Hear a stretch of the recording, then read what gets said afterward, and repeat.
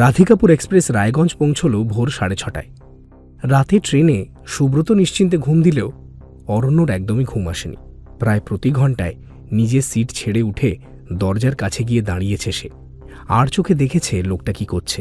লোকটাও এক দুবার তাকিয়েছে অরণ্যর দিকে। ওর তাকানোর ভঙ্গি দেখে আরও বেশি সতর্ক হয়ে জেগে থেকেছে অরণ্য। রায়গঞ্জ স্টেশনে নেমে অরণ্যর চোখের দিকে তাকিয়ে সুব্রত অবাক হয়ে জিজ্ঞেস করল, কি ব্যাপার, রাতে ঘুম হয়নি? অরণ্য বলল, না। সে কি, কেন? তোমার তো ট্রেনে বেশ ভালোই ঘুম হয়। অরণ্য বলল, তুমিই তো মনের মধ্যে একটা ভয় ঢুকিয়ে দিলে ট্রেনে উঠেই। অরণ্যর কথা শুনে সুব্রত হো হো করে হেসে উঠল। বলল, আরে ধুর, খামোখা রাতের ঘুমটা নষ্ট করলে নিজের। অরণ্য বলল, সে ছাড়ো, লোকটাকে দেখছি না কেন বলো তো? সুব্রত বলল, আরে আমরা যখন ব্যাগ নামাচ্ছিলাম তখনই টুক করে নেমে পড়েছে।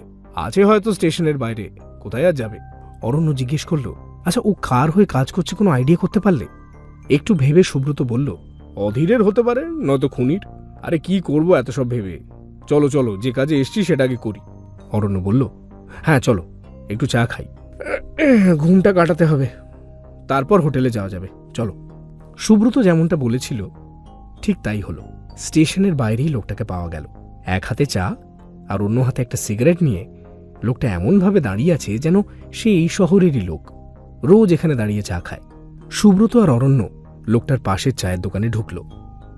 চা বিস্কিট খেয়ে দুজনে দুটো সিগারেট ধরিয়ে একটা টোটো ডেকে তাতে চেপে বসল। হোটেলে কল আর বুকিং কালকেই করে রেখেছিল ওরা। অবিনাশ বিশ্বাস যে হোটেলে উঠেছিল ওরাও সেই হোটেলেই উঠেছে।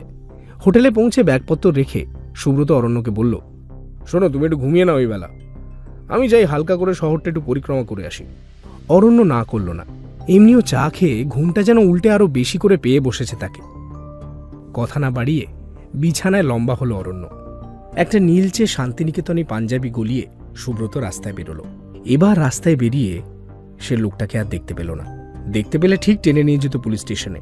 একটা টোটোয় চেপে বসলো সুব্রত। টোটোওয়ালাকে বলল, পুলিশ স্টেশন চলো।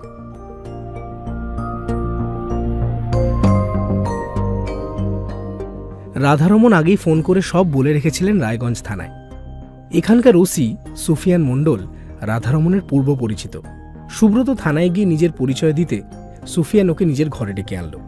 তারপর একগাল হেসে জিজ্ঞেস করল, তা গোয়েন্দা বাবু, চা সিগারেট কিছু চলবে? সুব্রত ঘাড় নাড়ল। চালালে মন্দ হয় না। সুফিয়ান বলল, এই রাধা আমায় ফোনে সব বলেছে, তোমার সঙ্গে তো আরো একজন ছিল, সে কোথায়? সুব্রত বলল, আরে ট্রেনে একটা লোক আমাদের ফলো করে এসছে, আর তাই অরণ্য ওই লোকটা টেনশনে সারা রাত ঘুমোতে পারেনি, এখন হোটেলে ঘুমোচ্ছে। সুফিয়ান ভুরু বাঁকিয়ে বলল, হ্যাঁ, ফলো করে এসেছে? আপনি কিছু করলেন না কেন? সুব্রত হাসল, আমি কি করব? আমি তোর কাউকে গিয়ে বলতে পারি না, দাদা আপনি এই ট্রেনে কি করছেন? ভেবেছিলাম থানায় আসার সময় লোকটাকে রাস্তায় পাবো, তখন ধরে নিয়ে আসবো, কিন্তু পেলাম না। সুফিয়ান বলল, এরপর দেখলে সঙ্গে সঙ্গে ধরে ফেলবেন, তারপর আমায় কল করবেন, কেমন? চা এলো, সঙ্গে কেক আর সিগারেটের প্যাকেট। চা খেয়ে সিগারেট ধরিয়ে সুব্রত বলল, আচ্ছা অবিনাশ বিশ্বাস রায়গঞ্জে এসে ঠিক কি করছিলেন আপনি জানেন? সুফিয়ান বলল, দেখুন, রাধা আমায় যা খোঁজ খবর নিতে বলেছিল তা আমি নিয়েছিলাম। হ্যাঁ, উনি এখানে এসে একবার লাইব্রেরিতে গেছিলেন সেটা জানি, তাছাড়া কয়েকজন লোক ওকে পুরনো মন্দিরের আশেপাশে ঘোরাফেরাও করতে দেখেছে, তবে ব্যাস ওইটুকুই। সুব্রত জিজ্ঞেস করল, আচ্ছা যারা ওকে মন্দিরের আশেপাশে ঘুরতে দেখেছে তাদের জেরা করেছিলেন? সুফিয়ান ঘাড় নাড়ল। জেরা কি করব? সুব্রত বলল, এই লোকগুলোর সঙ্গে একবার দেখা করা যায়। সুফিয়ান হাসল, আপনি বুঝতে পারছেন না ব্যাপারটা। হোটেল, রেস্তোরাঁ, চায়ের দোকানগুলোতে আমরা অবিনাশ বিশ্বাসের ছবি নিয়ে জিজ্ঞেস করেছিলাম লোকটাকে কেউ চেনে কিনা। তখন এক দুজন বলেছিল ওরা দেখেছে। এবার এদের আমি কোথায় খুঁজে পাবো? সুব্রত বলল, ঠিক আছে, আমি তাহলে একবার লাইব্রেরি থেকে ঘুরে আসি। সুফিয়ান সুব্রতকে থানার গেট পর্যন্ত ছেড়ে দিল। থানা থেকে বেরিয়ে আবার টোটোয় উঠল সুব্রত। এখন তার একমাত্র ভরসা লাইব্রেরিয়ানের স্মৃতিশক্তি। কোন কোন মন্দিরে অবিনাশ গেছিল সেটা জানাটা খুব দরকার। সুব্রত যখন লাইব্রেরি পৌঁছল তখন লাইব্রেরিয়ান শঙ্কর দাস সবে লাইব্রেরির দরজা খুলছে। সুব্রত গিয়ে কোনো ভনিতা না করেই তার পরিচয় দিয়ে নিজের কাজের কথা খুলে বলল, অবিনাশ বিশ্বাস কয়েকদিন আগে আপনার লাইব্রেরিতে এসেছিলেন, আপনার মনে আছে? শঙ্কর বলল, হ্যাঁ, তারপর কলকাতায় ফিরে উনি খুন হয়েছেন শুনলাম, পুলিশও এসেছিল আমার কাছে। সুব্রত বলল, আমিও ওই খুনের তদন্তেই আপনার কাছে এসেছি, কয়েকটা জিনিস একটু জানতে চাই। শঙ্কর বলল, হ্যাঁ বলুন না, কি জানতে চান? সুব্রত বলল, অবিনাশ বাবুকে আপনি একটা লিস্ট দিয়েছিলেন পুরনো কালী মন্দিরের, কোন কোন মন্দিরের নাম ওখানে ছিল আমি একটু জানতে চাই। একটু ভেবে শঙ্কর দাস বলল, বেশ, তো আপনি একটু ওয়েট করুন, আমি কাগজটা খুঁজে দিচ্ছি। অবিনাশবাবুকে কাগজটা দেওয়ার আগে নামগুলো অন্য একটা খসড়ায় আমি লিখে রেখেছিলাম, ওটা খুঁজে আপনাকে দিচ্ছি। মিনিট 3 পর ড্রয়ের হাতড়ে কাগজটা বের করল শঙ্কর। সুব্রতর দিকে এগিয়ে দিয়ে বলল, এই মন্দিরগুলোর নাম আমি অবিনাশবাবুকে লিখে দিয়েছিলাম। সুব্রত কাগজটা হাতে নিয়ে একবার চোখ বুলিয়ে বলল, আচ্ছা, কি কারণে অবিনাশ বিশ্বাসের এটার প্রয়োজন পড়েছিল সেটা আপনাকে বলেছিল কি? শঙ্কর ঘাড় নাড়ল, না, তা বলেনি। আপনার কোনো আইডিয়া আছে? সুব্রতর প্রশ্ন শুনে একবার ভুরু জোড়া টান টান করল 40 পোড় খাওয়া লাইব্রেরিয়ান শঙ্কর দাস।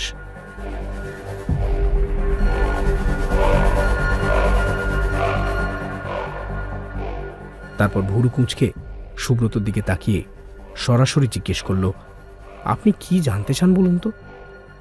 সুব্রত বুঝল শঙ্কর দাস শেয়ানা লোক, ওর পেট থেকে কিছু বের করতে হলে তার নিজের পেট থেকেও কিছু বের করতে হবে। একটু হেসে সে বলল, আমি জানতে চাইছি হঠাৎ করে অবিনাশ বিশ্বাসের কি এমন দরকার পড়ল যে রায়গঞ্জে এসে ভাঙা কালী মন্দির সে খুঁজে বের করতে শুরু করলো। অত বিখ্যাত একজন হিস্টোরিয়ান, অথচ উনি এই কাজটা করছিলেন সেটা ওর কোনো স্টুডেন্ট বা কলেজের লোক বা বাড়ির লোক কেউ জানে না। যে একজন দুজন বন্ধু বান্ধবের সঙ্গে পুলিশ কথা বলেছে তারাও কিছু জানে না। খুনের পর তার নোটবুকগুলো খুনি নিয়ে গেছে, তার কাজের সামান্যতম কোনো প্রমাণ রাখতে চায়নি। সেটা কেন? কি এমন আছে রায়গঞ্জের এই কালী মন্দিরগুলোতে?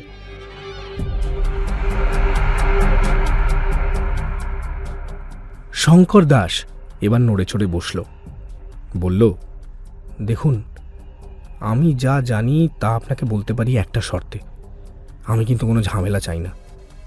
সুব্রত বলল, সে ভয় আপনাকে পেতে হবে না, আমি পুলিশের লোক নই। শঙ্কর বলল, বেশ, তাহলে চলুন বারান্দায় বসি, দেওয়ালেরও কান আছে, চোখ খোলা না রাখলে আপনার আমার দুজনেরই বিপদ।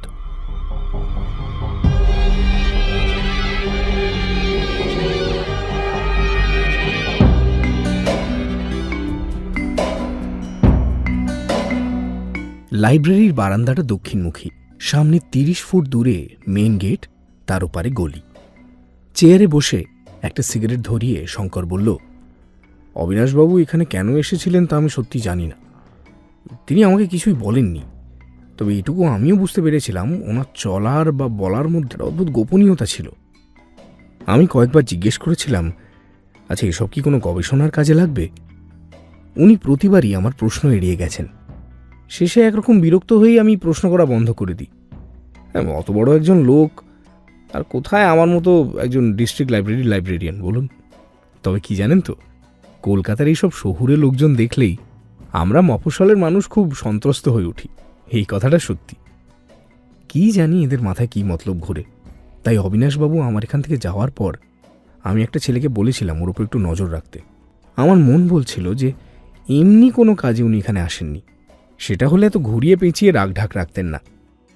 তো সেই ছেলেটা 2 দিন পরে এসে আমায় খবর দিল যে অবিনাশবাবু সত্যি সত্যি সারাদিন ধরে মনোহরের গ্যারেজে যে ছেলেটা কাজ করে ওই ছেলেটাকে সঙ্গে নিয়ে কালী মন্দিরগুলোতে ঘুরে ফিরে বেড়াচ্ছেন। সুব্রত জিজ্ঞেস করল, বেশ, তারপর? শঙ্কর দাস বলল, তারপর তো উনি ফিরে গেলেন। এবার উনি কি খুঁজছিলেন সেটা আমি জানি না, কিন্তু একটা বহু পুরনো জনশ্রুতির কথা আমি জানি। এখন অবশ্য সেসব আর কেউ খোঁজ রাখে না। আমি বলছি ধরুন প্রায় 100 বছর আগের কথা। একটা পুরনো ছেঁড়া পুঁথি আমি পেয়েছিলাম ছোটবেলায়। আমার বাবার পুঁথি সংগ্রহের নেশা ছিল। ওই পুঁথিতে লেখা ছিল কিভাবে বারাণসী থেকে পালিয়ে মুঘলদের চোখে ধুলো দিয়ে কর্ণঝুরাতে এসে লুকিয়েছিলেন যশোরের রাজা প্রতাপাদিত্য। এখানে একটা স্নানঘাট আছে, আব্দুল ঘাটা স্নানঘাট, কুলিক নদীর পাশে। ওরই আশেপাশে কোথাও লুকিয়েছিলেন যশোরের রাজা। এই তথ্য এখন আর কেউই জানে না। যে পোড়া দেশ, এসব হারিয়ে যাওয়া ইতিহাস নিয়ে গবেষণা হবে বলেও কখনো মনে হয় না। শঙ্করের কথা শুনে সুব্রত চমকে উঠল। এইটুকু জানার জন্যই তো এতক্ষণ ধরে অপেক্ষা করছিল। ও জিজ্ঞেস করল, আচ্ছা সেই পুঁথি কি আপনার কাছে আছে? শঙ্কর বলল, না নেই, সে এক অদ্ভুত ঘটনা। পুঁথিটা এমনিতেই প্রায় নষ্টই হয়ে গেছিল। বাবা আমায় ধরে ধরে যতটা পারা যায় পড়িয়েছিলেন। তখন আমি ছোট, কে প্রতাপাদিত্য আর কে ভবানন্দ এসব তো আমি তেমন জানতাম না। বাবা পড়িয়েছিল, আমিও পড়েছিলাম। আমার যখন বয়স 10 বছর তখন বাবা কলকাতা থেকে ফেরার পথে অ্যাক্সিডেন্টে মারা যান। আর বাবা তার পুঁথিগুলোকে একটা বাক্সে বন্দি রাখতেন আমাদের মন্দিরে। সুব্রত শঙ্করকে থামিয়ে জিজ্ঞেস করল, আচ্ছা আপনারা বৈষ্ণব তো? শঙ্কর ঘাড় নাড়ল। হ্যাঁ, বৈষ্ণব। রাধাকৃষ্ণের একটা ছোট্ট নাট মন্দির ছিল এককালে আমাদের বাড়িতে, ওখানেই পুঁথি রাখা থাকত। যাকে যা বলছিলাম, বাবার দেহ নিয়ে শ্মশানে গেলাম পোড়াতে। তখনও মন্দিরে পুঁথির বাক্সটা ছিল। ফিরে এসে আমার এক মাসি মন্দিরে ঢুকে দেখল বাক্সটা নেই। তখন আমাদের কারোরই সেরম মনের অবস্থা ছিল না যে থানা পুলিশ করব। সুব্রত বলল, আর খোঁজ পাননি সেই পুঁথির বাক্সের? শঙ্কর বলল, হ্যাঁ পেয়েছিলাম তো। চুরি যাওয়ার 1 থেকে 3 সপ্তাহ পর সকালে ঘুম ভেঙে উঠে দেখি বাক্সটা উঠোনে। খুলে দেখলাম সব পুঁথি রয়েছে, শুধু ওই ছেঁড়া পুঁথিটা নেই। তার বদলে একটা চিঠি পেয়েছিলাম। চিঠিতে যে হাতের লেখা ছিল সেটা বাবারই। সুব্রত জিজ্ঞেস করল, কি লেখা ছিল চিঠিতে? পুরনো দিনের কথা বলতে গিয়ে ভাবুক হয়ে উঠেছিল শঙ্কর দাসের চোখ। তার মনে হচ্ছিল এই তো সেদিনের ঘটনা। হায় সময়। সে বলল, চিঠিতে লেখা ছিল যে আমরা যেন ওই পুঁথিটার কথা ভুলে যাই। ওটা যেখানে যাওয়া সেখানেই গেছে। পুঁথিতে কি লেখা ছিল কাউকে যেন না জানাই। সুব্রত বলল, তাহলে আমাকে কেন জানালেন? শঙ্কর দাস মৃদু হাসল। এমনি মনে হলো আপনার কাজে লাগতে পারে। সুব্রত বলল, কি লেখা ছিল ওই পুঁথিতে? আমি ডিটেলস জানতে চাই সব। শঙ্কর দাস বলল, এখন তো আর সময় হবে না, একটু পরেই লাইব্রেরিতে লোকজন আসা শুরু করবে। আপনি বরং এক কাজ করুন, সন্ধ্যায় আমার বাড়িতে আসুন। আমার ফোন নাম্বারটা রাখুন, 7টার দিকে কল করে চলে আসবেন, কেমন?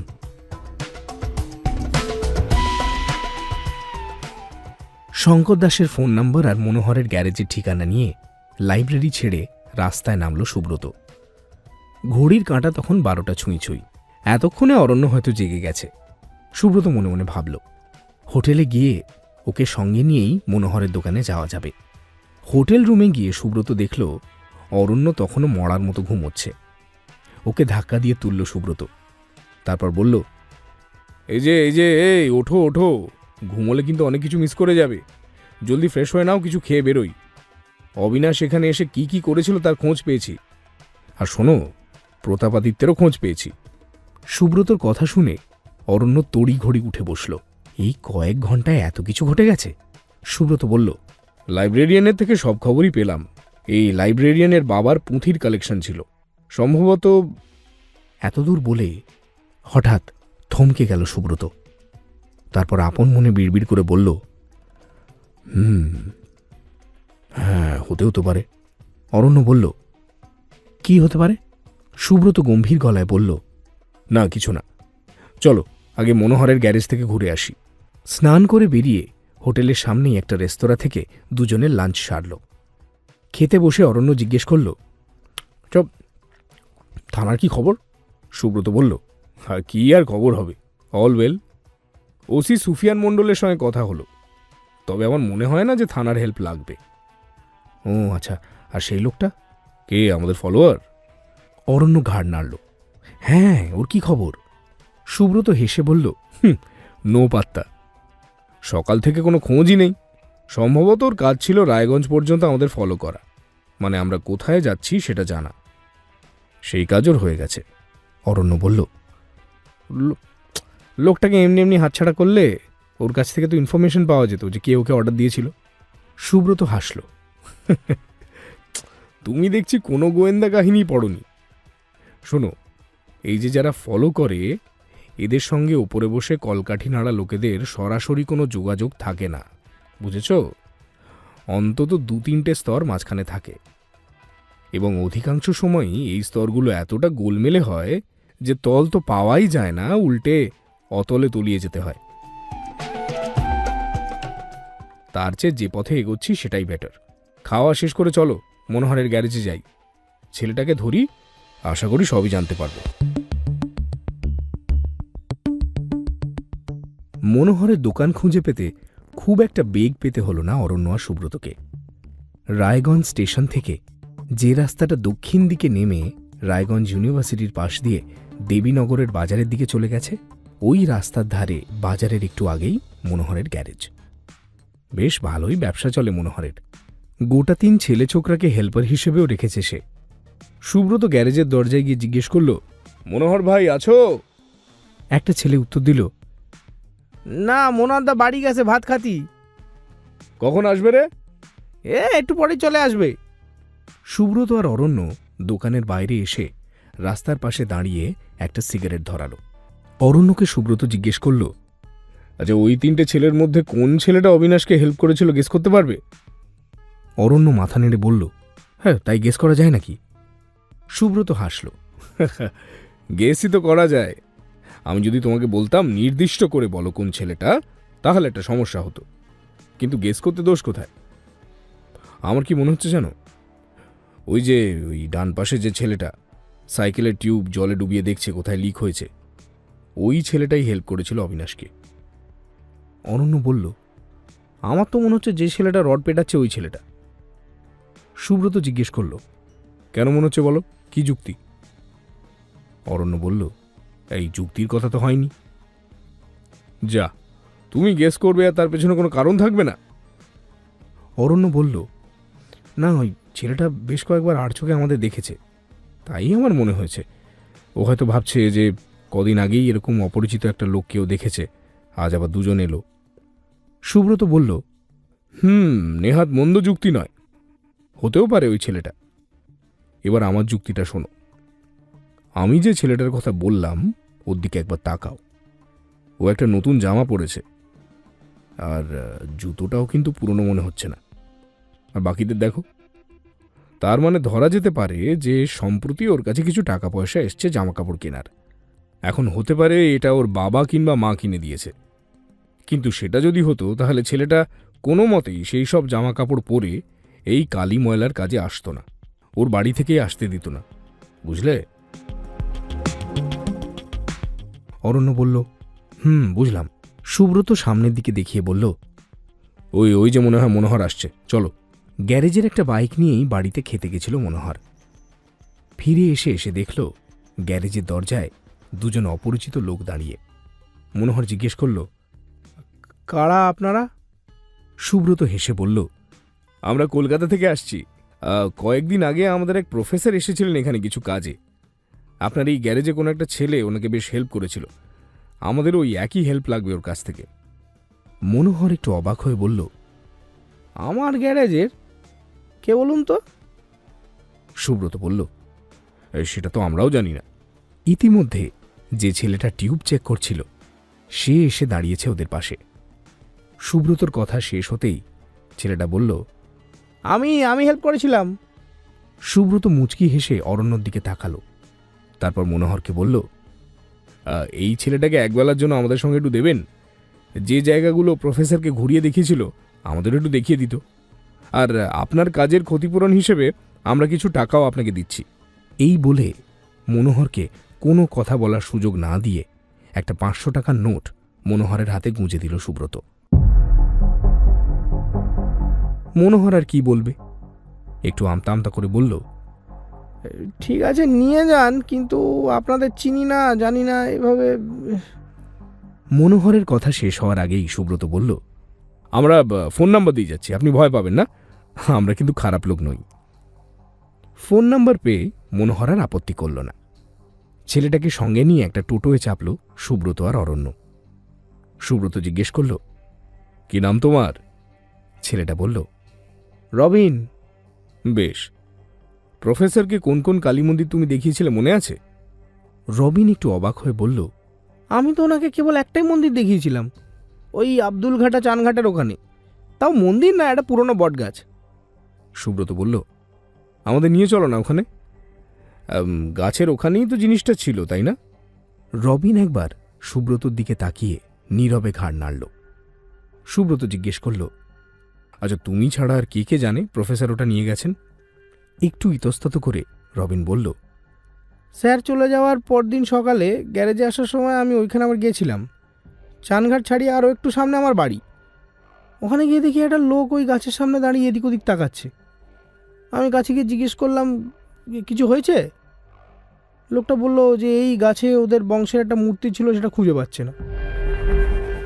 তখন আমি লোকটাকে বানিয়েই বললাম, কাল এখানে একটা বাবু এসেছিল, তাকে নিয়ে যেতে দেখেছি। লোকটা আমার কাছে স্যারের নামধাম জিজ্ঞেস করলো, কিন্তু আমি বললাম আমি কিছু জানি না। সুব্রত জিজ্ঞেস করল, বেশ, তারপর? রবিন বলল, তারপর লোকটা চলে গেল। সুব্রত বলল, লোকটাকে চেনো তুমি? রবিন বলল, না, তা চিনি না, তবে ওর বাড়ি চিনি, ওই ওই ঘাটের পাশেই। মিনিট 30-এর মধ্যেই আব্দুল ঘাটে পৌঁছে গেল ওরা। নির্জন স্নানঘাট, সামনে প্রায় মরে যাওয়া কুলিক নদী। কে বলবে এককালে এই নদী ছিল রায়গঞ্জের প্রধান নদী। মহানন্দা আত্রাইয়ের পাশে কুলিকের নামও উচ্চারিত হতো সমান সম্মানে। তখন অবশ্য এর ছিল কুদ্দলি খাদ। কোদাল দিয়ে মাটি কেটে তৈরি করা হয়েছিল এই নদী, বাংলাদেশের ঠাকুরগাঁও থেকে পশ্চিম বাংলার রায়গঞ্জ পর্যন্ত। ঘাট পেরিয়ে একটু জঙ্গল ঘেরা জায়গায় ওদের নিয়ে গেল রবিন। তারপর একটা ঝুড়িওয়ালা ঝাঁকড়া বটগাছ দেখিয়ে বলল, এই গাছে ছিল মূর্তিটা। আঙুল দিয়ে নির্দিষ্ট জায়গাটা দেখালো সে। সুব্রত দেখল বটগাছটার নিচে বেদির ওপর আরও একটা কালী মূর্তি। মূর্তির চারপাশে তেল সিঁদুরের দাগ, কয়েকটা ঝুড়িতে লাল শালু বাঁধা। সে জিজ্ঞেস করল, কতটুকু মূর্তি তোমার মনে আছে? রবিন একটু ভেবে বলল, কত আর হবে, একটা আঙুলের মতো। সুব্রত বলল, এবার তাহলে আমাদের ওই লোকটার বাড়ি দেখিয়ে দাও, তাহলেই তোমার ছুটি। রবিন ওদের যে পথে নিয়ে গেছিল সেই পথেই আবার রাস্তায় ফিরিয়ে আনল। তারপর রাস্তা ধরে কিছুটা উল্টো দিকে হেঁটে একটা আধপাকা বাড়ি দেখিয়ে বলল, এটাই সেই বাড়ি। সুব্রত বলল, ঠিক আছে, এবার চলো আমরা ফিরি। আর এই নাও তোমার বকশিস। দুটো 500 টাকার নোট রবিনের দিকে এগিয়ে দিল সুব্রত। তারপর তিনজনে ফিরে চলল রায়গঞ্জ শহরের দিকে।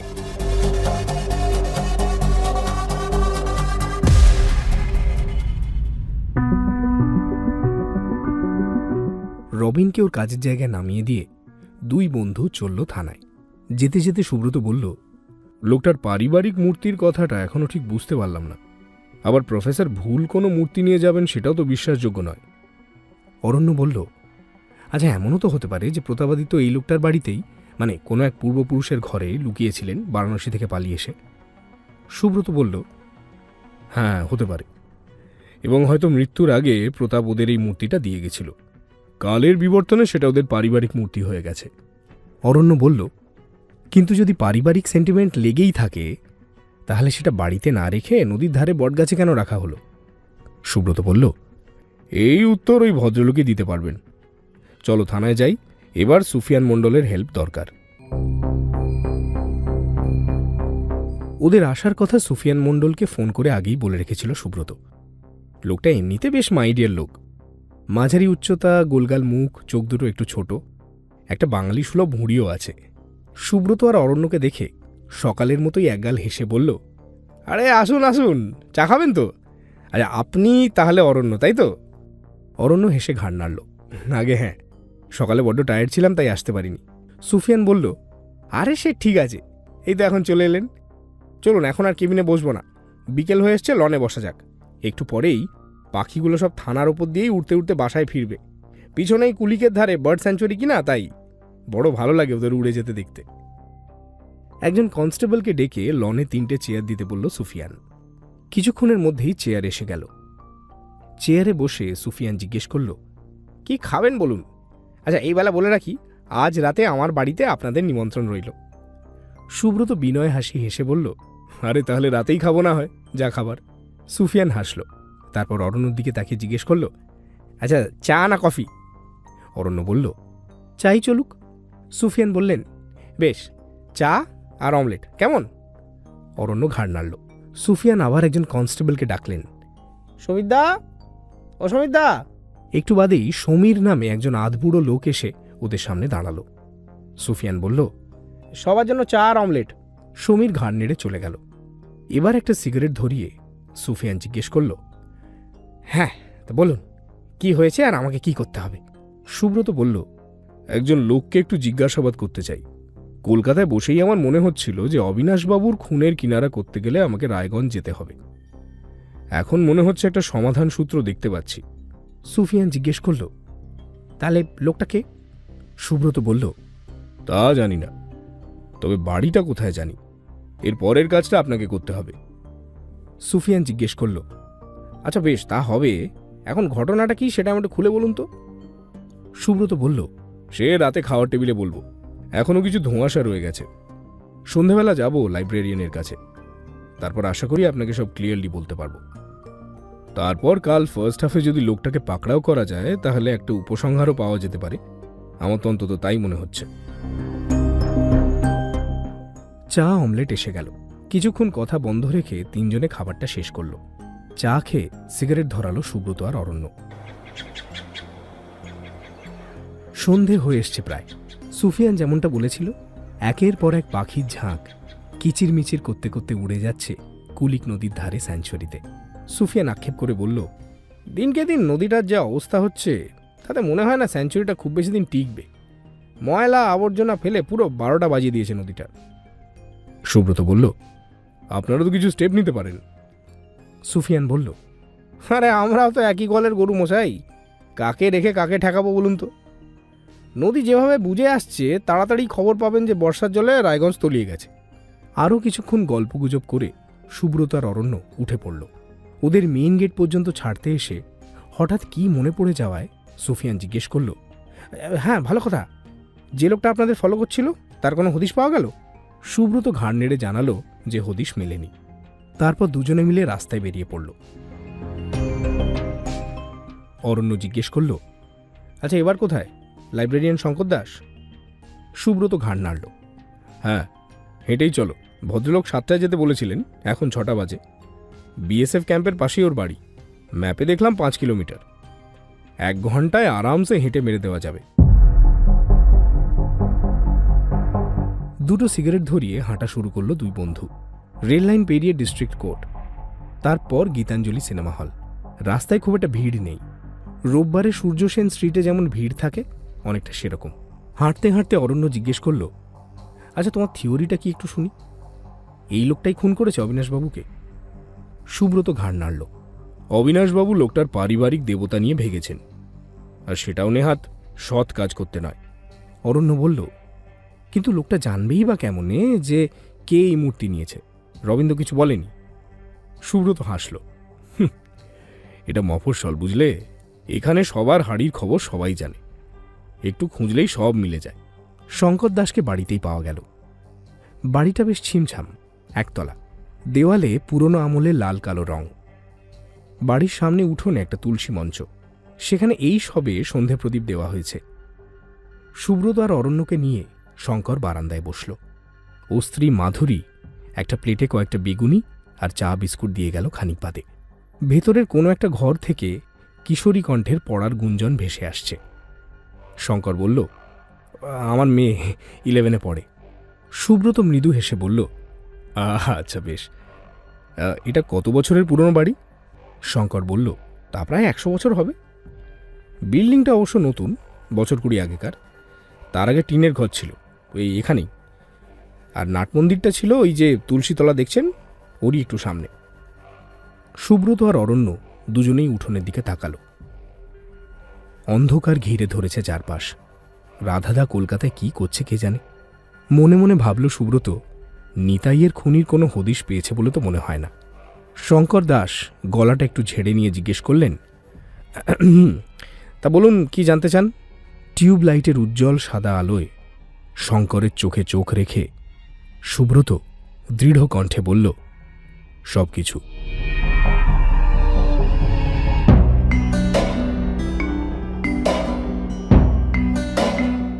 রাতে খাবার টেবিলে সুব্রত, অরণ্য আর সুফিয়ান ছাড়া ছিল কনস্টেবল সমীর এবং সাব ইন্সপেক্টর পল্লব। সুফিয়ান অবিবাহিত, শিলিগুড়ির ছেলে। এখানে কোয়ার্টারে একাই থাকে। রান্নার আয়োজনও এলাহি পর্যায়ের।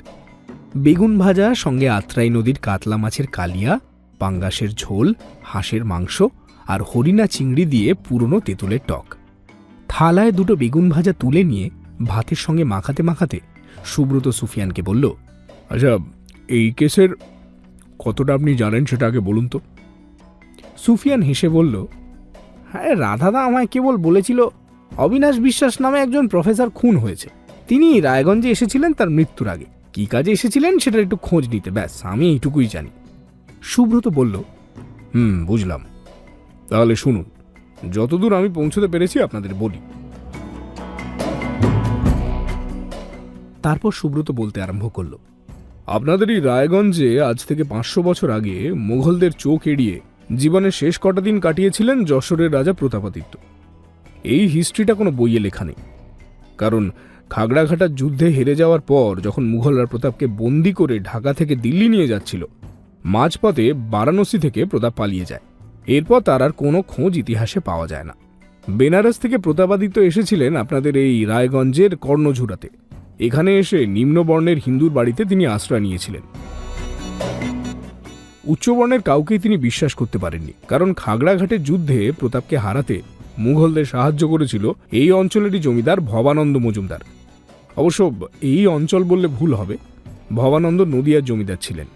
সে যাকে, মুদ্রা কথা হলো প্রতাপ এখানে আশ্রয় নিয়েছিলেন এবং ছদ্মবেশে, ছদ্মনামে মৃত্যুর আগে পর্যন্তই রায়গঞ্জেই ছিলেন। ইতিহাস আমাদের বলে যে প্রতাপ তার রাজধানীর কাছে একটা কালী মন্দির প্রতিষ্ঠা করেছিলেন, যার নাম যশোরেশ্বরী কালী মন্দির। ঐতিহাসিকরা বলেন প্রতাপের গৌরবের অন্যতম কারণ হচ্ছে এই মন্দির। কেউ কেউ বলে থাকে ওই মন্দিরের কালীর আদলেই সোনার সঙ্গে একটা গোপন ধাতু সংকর মিশিয়ে প্রতাপ নিজের হারের জন্য একটা লকেটও তৈরি করেছিলেন, যে লকেট তিনি সারাক্ষণ গলায় পরে থাকতেন।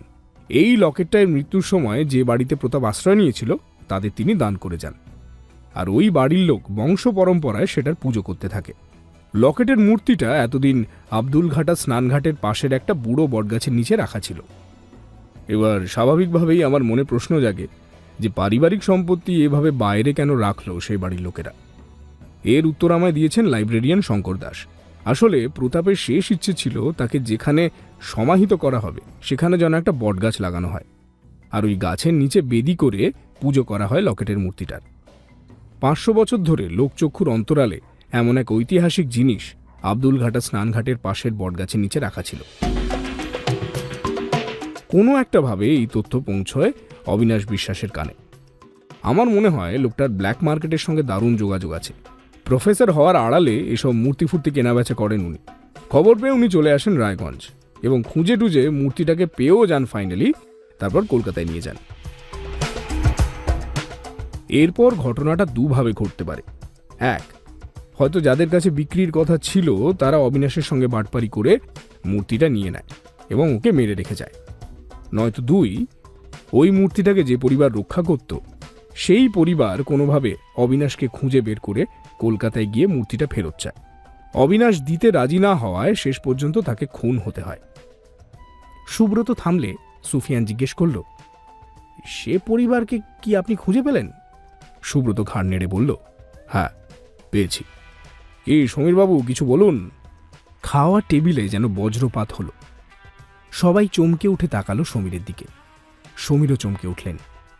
সুব্রত বলল, আপনার দাদাই তো নাকি? সমীর সবে মাংসের গামলায় হাতাটা ঢুকিয়েছিল।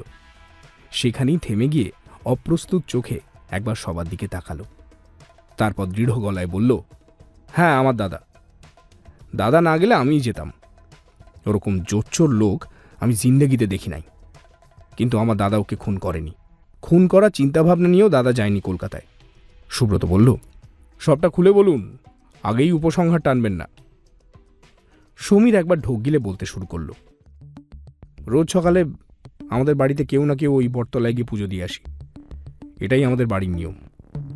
কিন্তু সুব্রতবাবু, আপনি না বলা পর্যন্ত আমরা সত্যিই জানতাম না ওই মূর্তিটা এতটা গুরুত্বপূর্ণ। জানলে হয়তো ওটাকে বাড়িতেই রেখে দিতাম। মঙ্গলবার সকালে দাদা বটগাছে পুজো দিতে গিয়ে দেখে মূর্তিটা নেই। কেউ যে ওটা চুরি করতে পারে এ কথা কোশমিনকালেও আমরা কেউ ভাবিনি। পাড়ার সবাই জানে ওখানেই আমরা পুজো দিই। কয়েক বছর হলো আমাদের দেখা দেখি পাড়ার আরও কয়েকটা বাড়ির লোক ওখানে পুজো দিচ্ছে। দাদা পাগলের মতো ছুটতে ছুটতে বাড়ি ফিরল। সবটা আমায় খুলে বলল দাদা। এও বলল এক ছোকরা নাকি দেখেছে গতকাল স্যুট বুট পরা কেউ একজন এসে মূর্তিটা নিয়ে গেছে। ছোকরার কথা শুনে মনে হলো লোকটা কলকাতা থেকে এসেছে।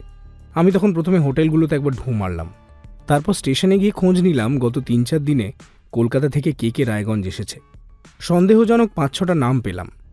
তারপর লাইব্রেরিয়ান শঙ্করদা সন্ধ্যাবেলা আমায় বলল অবিনাশ বিশ্বাস নামে একজন প্রফেসর ওর কাছে গিয়ে এখানকার পুরনো কালী মন্দিরের খোঁজ চাইছিল। তখন আমি 2-2 4 মেলালাম আর দাদাকে কলকাতায় অবিনাশবাবুর ঠিকানায় পাঠিয়ে দিলাম। সুব্রত সমীরকে থামিয়ে দিয়ে বলল, একটা কাজ করতে পারবেন? আপনার দাদাকে এখন একটু ডাকতে পারবেন? ওর মুখ থেকে বাকিটা শুনতে চাই। সমীরের না বলার কোনো উপায় ছিল না। ঘাড় গোজ করে দাদা মিহিরকে কল করল সে। মিনিট 20 মধ্যেই মিহির চলে এলো সুফিয়ানের কোয়ার্টারে। তার মধ্যে এদের খাওয়া দাওয়া হয়ে গেছে। সবাই গিয়ে বসেছে ড্রয়িং রুমে। মিহির এলে সুব্রত শান্ত কণ্ঠে তাকে সব খুলে বলল। তারপর জিজ্ঞেস করল, মূর্তিটা কে আপনাদের পরিবারকে দিয়েছিল আপনি জানেন? মিহির ঘাড় নেড়ে বলল, না, আমাকে আর সমীরকে বাবা বলেছিলেন যে এটা আমাদের পরিবারের সম্পদ। 14 পুরুষ ধরে নাকি এটা আমাদের সঙ্গে আছে। কিছু করি বা না করি ওই বটতলায় গিয়ে দিনে একবার যেন মূর্তিটার পুজো করে আসি। মিহিরের কথা শুনে সুব্রত কিছুক্ষণ চুপ করে রইল। তারপর আচমকায় জিজ্ঞেস করল, আচ্ছা, যে ছুরি দিয়ে অবিনাশ বিশ্বাসের গলা কেটেছিলেন সেই ছুরিটা কোথায়? সুব্রতর কথা শুনে মিহির ভ্যাবাচাকা খেয়ে একবার সবার দিকে তাকালো। তারপর ভয়ার্ত গলায় বলল, বিশ্বাস করুন, আমি খুন করিনি। সুব্রত বলল, যে রাতে আপনি অবিনাশ বিশ্বাসের বাড়িতে গেলেন সেই রাতেই অবিনাশ বিশ্বাস খুন হলো, আর আপনি বলছেন আপনি খুন করেননি? মিহির মরিয়া গলায় বলল, না, সেদিন আমি বেশ কয়েকবার অবিনাশবাবুর বাড়িতে গেছিলাম, এ কথা আমি অস্বীকার করছি না। যেখানে বসে আমার সঙ্গে উনি কথা বলছিলেন তার মাত্র 2 রশি দূরে শেলফের ভেতরে রাখা ছিল মূর্তিটা। উনি আমার অনুভূতি নিয়ে খেলছিলেন। শেষে ভাবলাম রাতে এসে চুরি করব। সেই মতো প্ল্যান করে রাতের দিকে এলাম। সুব্রত জিজ্ঞেস করল, কত রাতে? মিহির বলল, 10টা 10:30 হবে।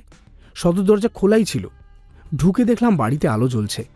হাসাহাসি শব্দ পেয়েছিলাম। পুরুষ নাকি মেয়ে? মিহির বলল, দুটোই ছিল। তখন ফিরে গিয়ে আমি পাড়ার মোড়ে দাঁড়ালাম। তারপর 12টার দিকে আবার একবার গেলাম। তখন সদর দরজা খোলা, কিন্তু হাসির শব্দ পেলাম না। আলো প্রায় সব নিভে গেছে, কেবল বারান্দার আলোটা জ্বলছিল।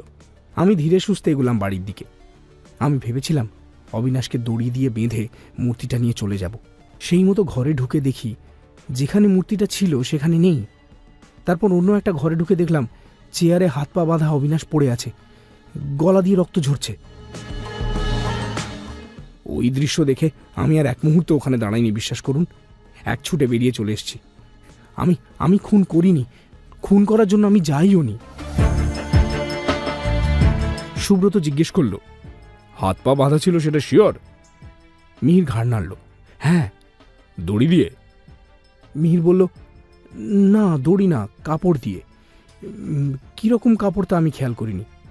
সুব্রত বলল, আচ্ছা, আপনার এমন কিছু মনে আছে যেটা একটু অদ্ভুত লেগেছিল? মিহির ঘাড় নাড়ল, বলল, না। সুব্রত একটা দীর্ঘশ্বাস ফেলে মিহিরের দিকে তাকালো, বলল, মিহিরবাবু, আপনার উচিত ছিল সেই দিনই থানায় রিপোর্ট করা। তাহলে আজ আপনার মূর্তিটাও বেহাত হতো না, খুনিকেও হয়তো ধরে ফেলা যেত। যাকে আপনার আঙুলের ছাপটা আমাদের চাই। আপনার কথায় না হয় আমি বিশ্বাস করলাম, বাট স্টিল আপনি প্রথম যিনি ডেড বডি দেখেছিলেন। মিহির ঘাড় নাড়ল, সে নিন আমার আঙুলের ছাপ, আমার কোনো সমস্যা নেই।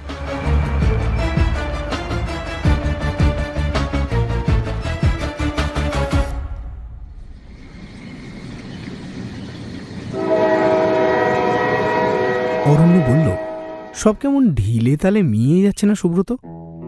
মালদা টাউন ছাড়িয়েছে কুলিক এক্সপ্রেস।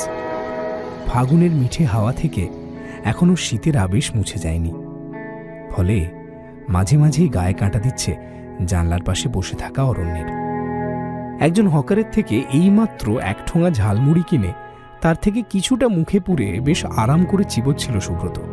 অরণ্যের প্রশ্নে চিবোনো থামিয়ে সে ঘাড় ঘুরিয়ে তাকালো। একটু হেসে পাল্টা প্রশ্ন করল, কি মিয়ে যাচ্ছে? অরণ্য বলল, এই যে কেসটা মার্টিনের রেলের মতো তো চলেই যাচ্ছে, আগামাথা কিছু তো খেয়ালই থাকছে না। সুব্রত বলল, সে তুমি খেয়াল রাখতে পারছো না তাই থাকছে না। তাছাড়া আমি কি গল্পের কোনো গোয়েন্দা নাকি যে একজন একটু ভালো করে বডি স্প্রে মেখে এসছে তাই বলে দেবো যে আপনি মনে হয় খুব খুশি। যারা দিনের পর দিন চান করে না সবচেয়ে বেশি বডি স্প্রে তারাই ইউজ করে। কিংবা ধরো ক্রাইম সিনে খুনি আমার জন্য কোনো সূত্র ফেলে যাবে আমার সঙ্গে বুদ্ধির খেলা খেলার জন্য। ডেইলি লাইফের ক্রাইম কিন্তু গল্পের পাজল সলভ করা নয়, উল্টে মারাত্মক বোরিং কাজ। সুব্রতর কথার মাঝে ওকে থামিয়ে দিয়ে অরণ্য বলল, এই এসব বাতলা ছাড়ো তো ভাই। সুব্রত হাসল, আচ্ছা, তুমি এই কেসের মাথা মুন্ডু খুঁজে পাচ্ছ না তাই তো? অরণ্য ঘাড় নাড়ল, না পাচ্ছি না।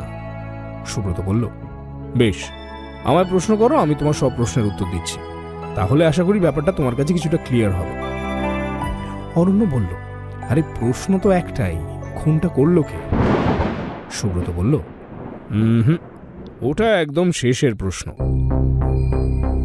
আগে আমাদের যা কিছু ঘটেছে সেগুলোকে প্রশ্ন করে সাজাতে হবে।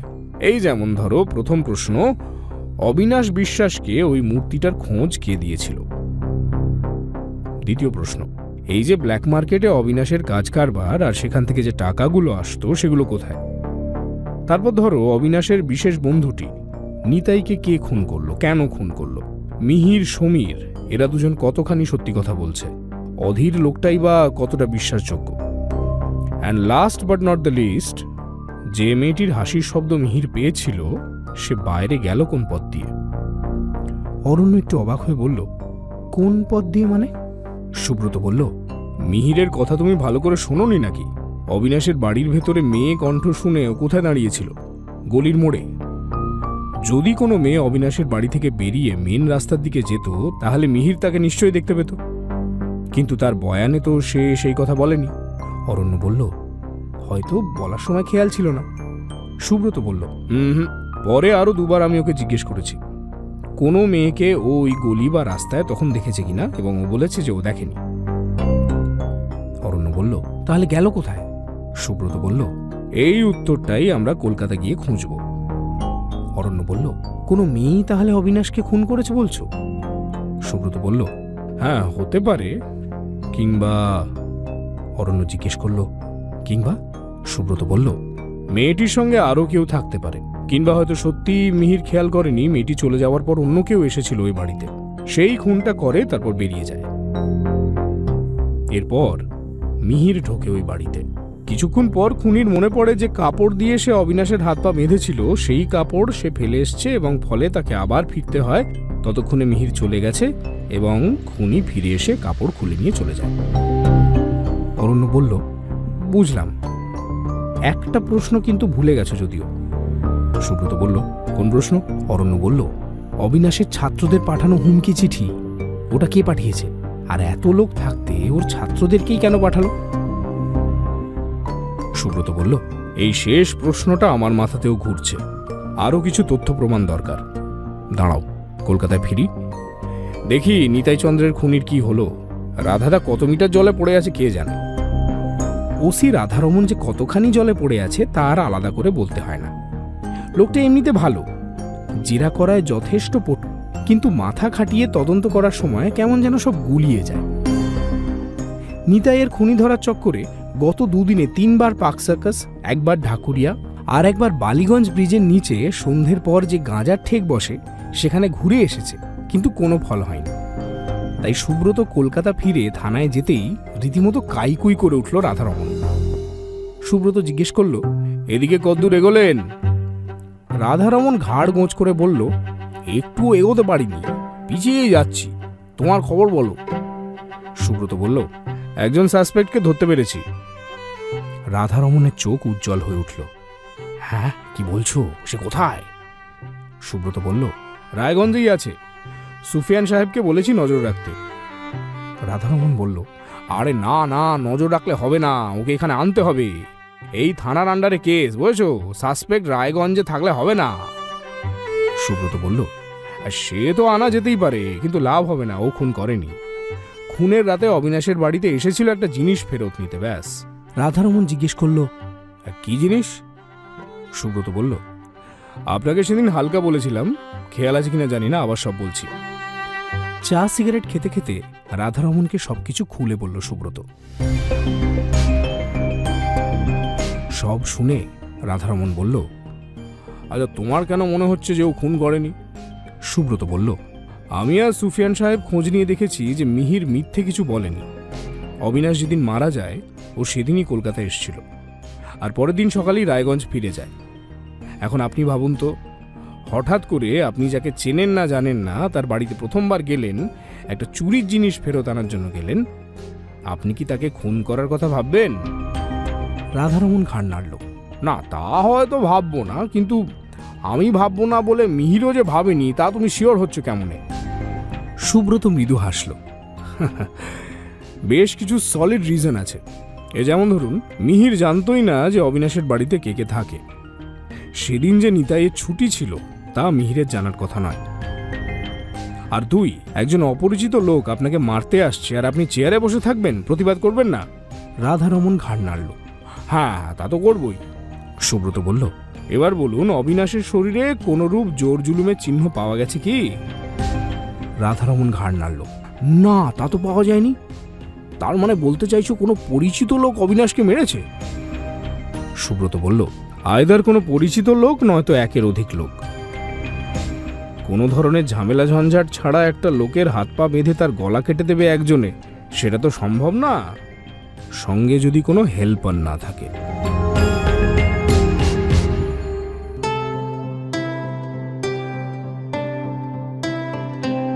পরদিন ব্রেকফাস্ট করেই সুব্রত আর অরণ্য বেরিয়ে পড়ল।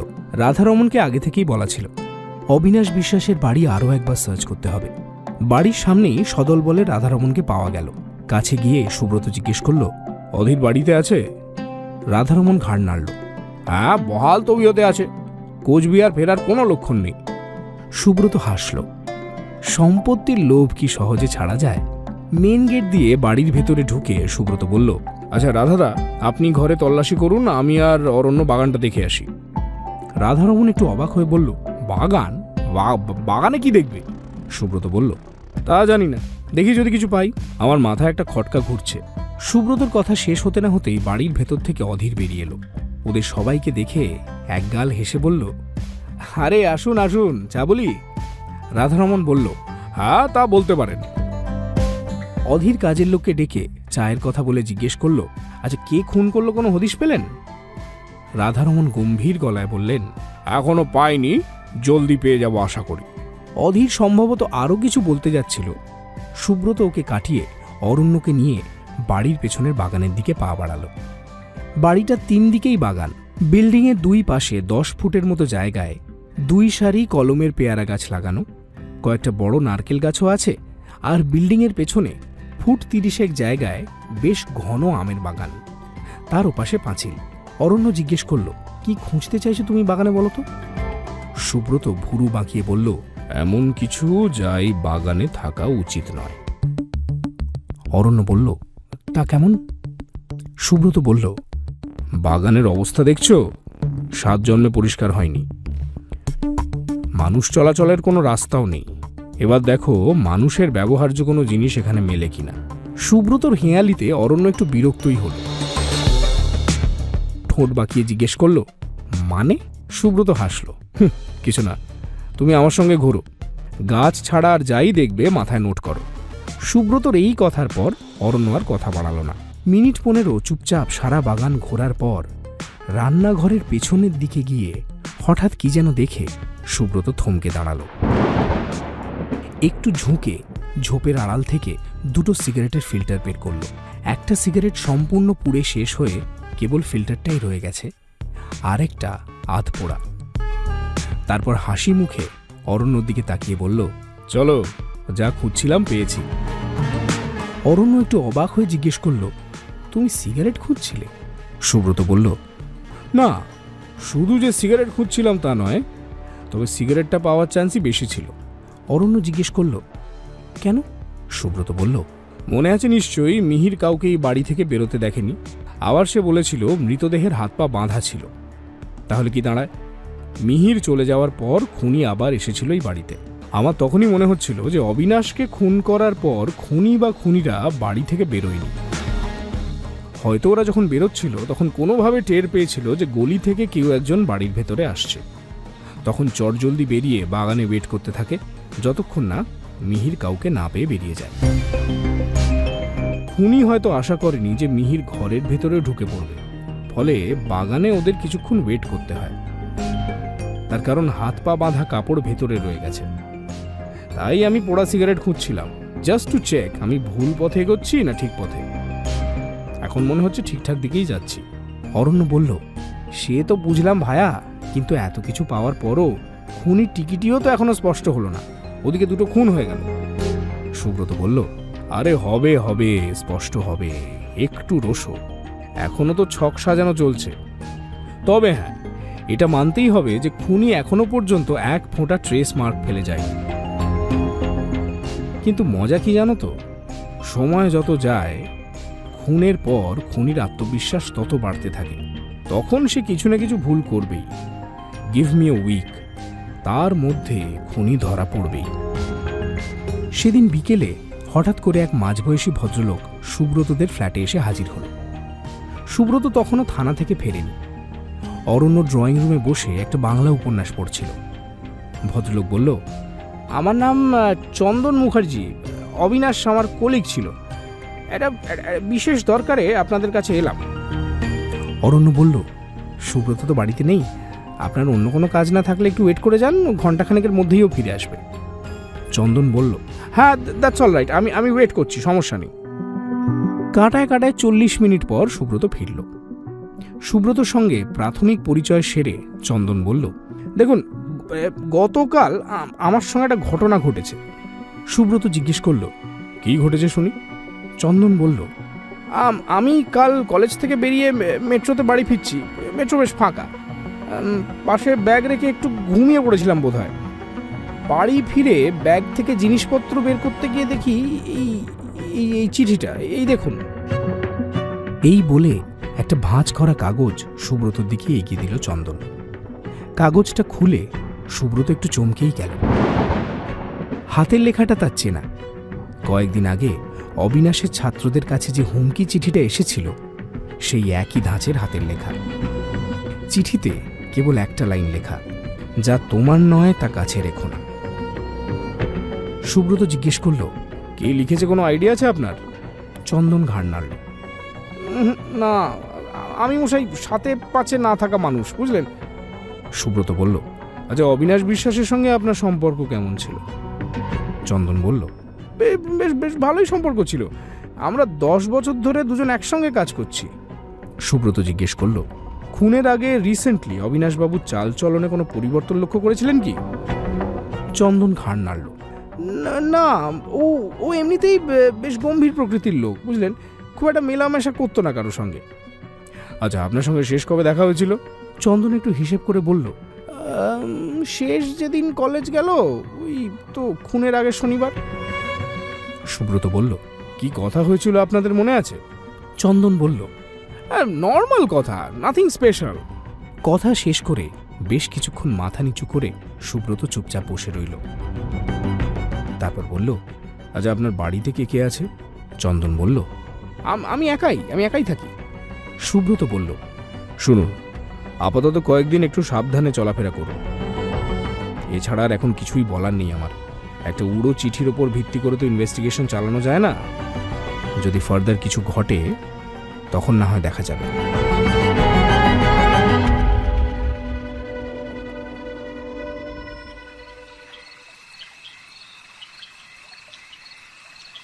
সেই রাতেই দরজার লক ভেঙে চোর ঢুকল চন্দন মুখার্জির বাড়ি।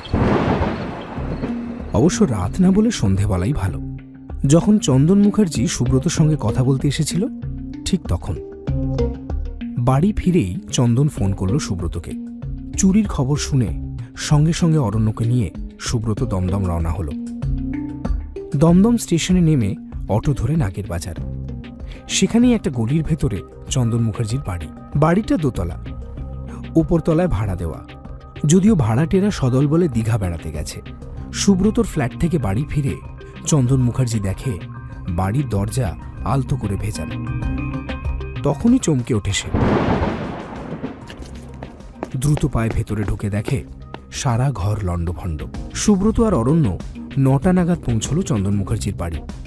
ঘরে ঢুকে চারিদিকে চোখ বুলিয়ে সুব্রত জিজ্ঞেস করল, আচ্ছা কি কি চুরি গেছে মিস্টার মুখার্জি? চন্দন ঘাড় নাড়ল। না, কিছুই না। চমকে চন্দনের দিকে তাকালো সুব্রত। হ্যাঁ, কিছুই না মানে? চন্দন ভাবলেশীন গলায় বলল, সেটাই তো আমাকে অবাক করছে, বুঝলেন, মানে সত্যি কিছু চুরি যায়নি। সুব্রত বলল, চোর নির্ঘাত ঘরদোর ওলট পালট করার জন্য আপনার বাড়িতে ঢোকেনি। ভালো করে খুঁজে দেখুন কিছু মিসিং আছে কিনা, দেখুন। সুব্রতর কথা শুনে চন্দন যেন একটু বিরক্তই হলো। তারপর সে বলল, আরে আপনারা আসার আগে 2বার খুঁজে দেখেছি, কিছু চুরি যায়নি। সুব্রত হঠাৎ দৃঢ় গলায় বলল, তাহলে দাঁড়ান আমি একটু খুঁজে দেখি। সুব্রতর কথা শুনে চন্দন চমকে উঠে মাথা নাড়ল। আরে আরে না, আপনাকে আর কষ্ট করে খুঁজে দেখতে হবে না। সুব্রত তাও নাছড় বান্দা। এসেছি যখন একটু খুঁজে দেখি। চন্দন হঠাৎ রেগে গিয়ে বলল, দেখুন আপনি আমার বাড়ির কোনো জিনিসে হাত দিলে আমি কিন্তু পুলিশ ডাকবো। সুব্রত হেসে বলল, সে আপনাকে কষ্ট করতে হবে না, আমি আসার সময় থানায় বলেই এসছি, ওরাও এলো বলে। কই দেখি সরুন, বিনা কারণে তো চোর কারো বাড়িতে ঢোকে না। আপনি বরং ওই সোফায় গিয়ে বসুন আরাম করে। সিগারেট চলে? এই নিন। নিজের পকেট থেকে একটা সিগারেট চন্দনের দিকে এগিয়ে দিল সুব্রত। চন্দন সেটা রিফিউজ করে পকেট থেকে নিজে সিগারেট বের করল। চন্দন খেয়াল করল না যে ও যখন নিজে সিগারেট বের করছিল, অরণ্য আর সুব্রত দুজনেই আর চোখে তাকিয়েছিল সেই সিগারেটের ব্র্যান্ডটার দিকে। সুব্রত অরণ্যকে বলল, তুমি ড্রয়িংটা দেখো, আমি বেডরুমটা দেখছি। বলেই সুব্রত বেডরুমে ঢুকে গেল। অরণ্য কয়েক সেকেন্ড থতমত খেয়ে দাঁড়িয়ে থেকে তারপর বেডরুমে ঢুকে সুব্রতকে ফিসফিসিয়ে জিজ্ঞেস করল, আরে খুঁজবোটা কি? সুব্রত বলল, তুমি এখনো বুঝতে পারোনি কিছু? অরণ্য অবাক হয়ে বলল, কি বুঝবো? সুব্রত বলল, 2টো জিনিস খুঁজবে, পরে সব বুঝিয়ে বলবো। 1 হচ্ছে অবিনাশ বিশ্বাসের নোটবুক, আর 2 হচ্ছে প্রতাপাদিত্যর লকেট। অরণ্য বলল, তাহলে কি চন্দনই খুনি? সুব্রত বলল, না, that's too early to tell. আগে খুঁজে দেখো এগুলো পাও কিনা। চন্দনের সিগারেটের ব্র্যান্ডটা দেখলে? অরণ্য ঘাড় নাড়ল। দেখলাম, কিন্তু বাগানে তো ওই ব্র্যান্ড ছিল না, অন্য একটা ব্র্যান্ড ছিল। সুব্রত হাসল। তোমার বাগানটা মনে আছে, ঘরটা মনে নেই? অবিনাশের 2য় বেডরুমের অ্যাশট্রেতে এই ব্র্যান্ডের সিগারেটের ফিল্টার ছিল। অরণ্য বলল, কি জানি ভাই, আমার মনে নেই।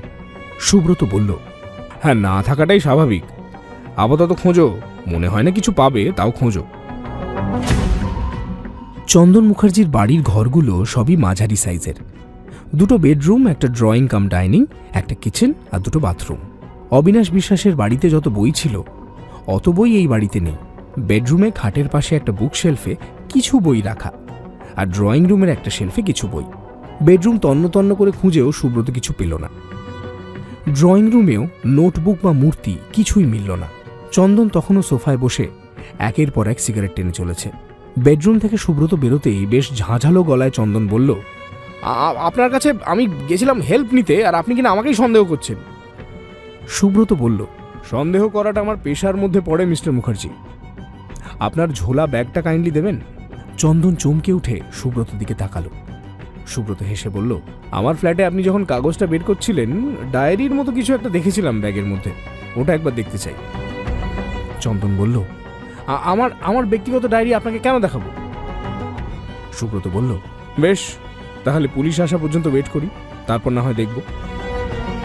বড় ভুল করেছেন আপনি নিজে যেচে আমার কাছে গিয়ে। চন্দন মরিয়া হয়ে বলল, আমি নিজে যেচে আপনার কাছে যাইনি। দেখুন, সত্যি সত্যি চিঠিটা। কথাটা শেষ না করে একটা দীর্ঘশ্বাস ফেলে ব্যাগটা সুব্রত দিকে এগিয়ে দিল চন্দন। শান্তিনিকেতনই ঝোলা স্টাইলের ব্যাগ।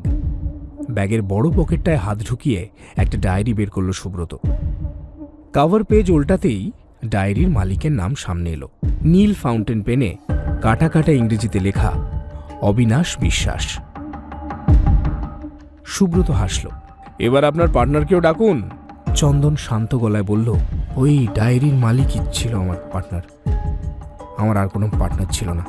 সুব্রত বলল, অবিনাশ বিশ্বাসের খুনের সময় ওই বাড়িতে একজন মেয়ে উপস্থিত ছিল, আমি তার কথা বলছি।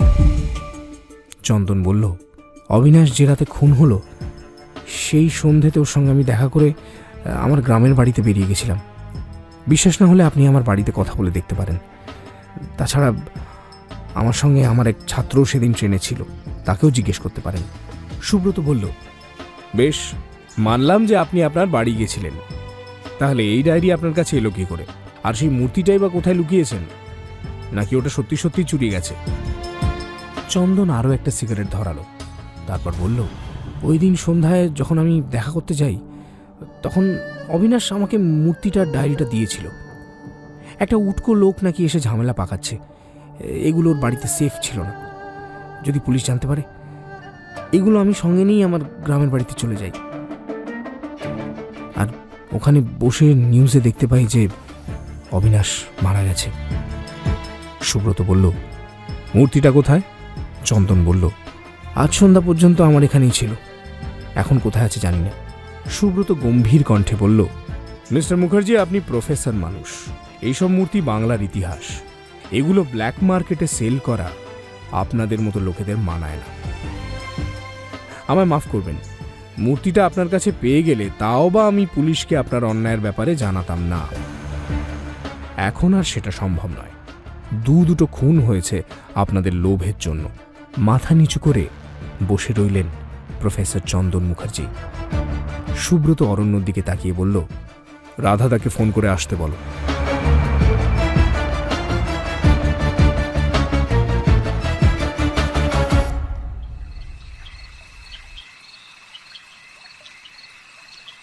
সে রাতে আর ঘুম হলো না সুব্রতর। অবিনাশ বিশ্বাসের ডায়েরি পড়ে অরণ্যর সঙ্গে আলোচনা করতে করতে রাত পেরিয়ে গেল। সারা ডায়েরি জুড়ে অজস্র জায়গার নাম, ফুটনোট, অদ্ভুত সব মানুষ আর জিনিসের নাম। কয়েকটা নাম সুব্রত আর অরণ্য চেনা, এই যেমন রাজা প্রতাপাদিত্য, শশাঙ্ক, শেরশাহ, কোচবিহার, কর্ণঝুরা, কাশী, পুরী ইত্যাদি। ডায়েরির ভাঁজে একটা অনভেলপও পেল সুব্রত। অনভেলপটা খুলে ভেতরের কাগজটা বের করে সুব্রত আর অরণ্য দুজনেই চমকে উঠল।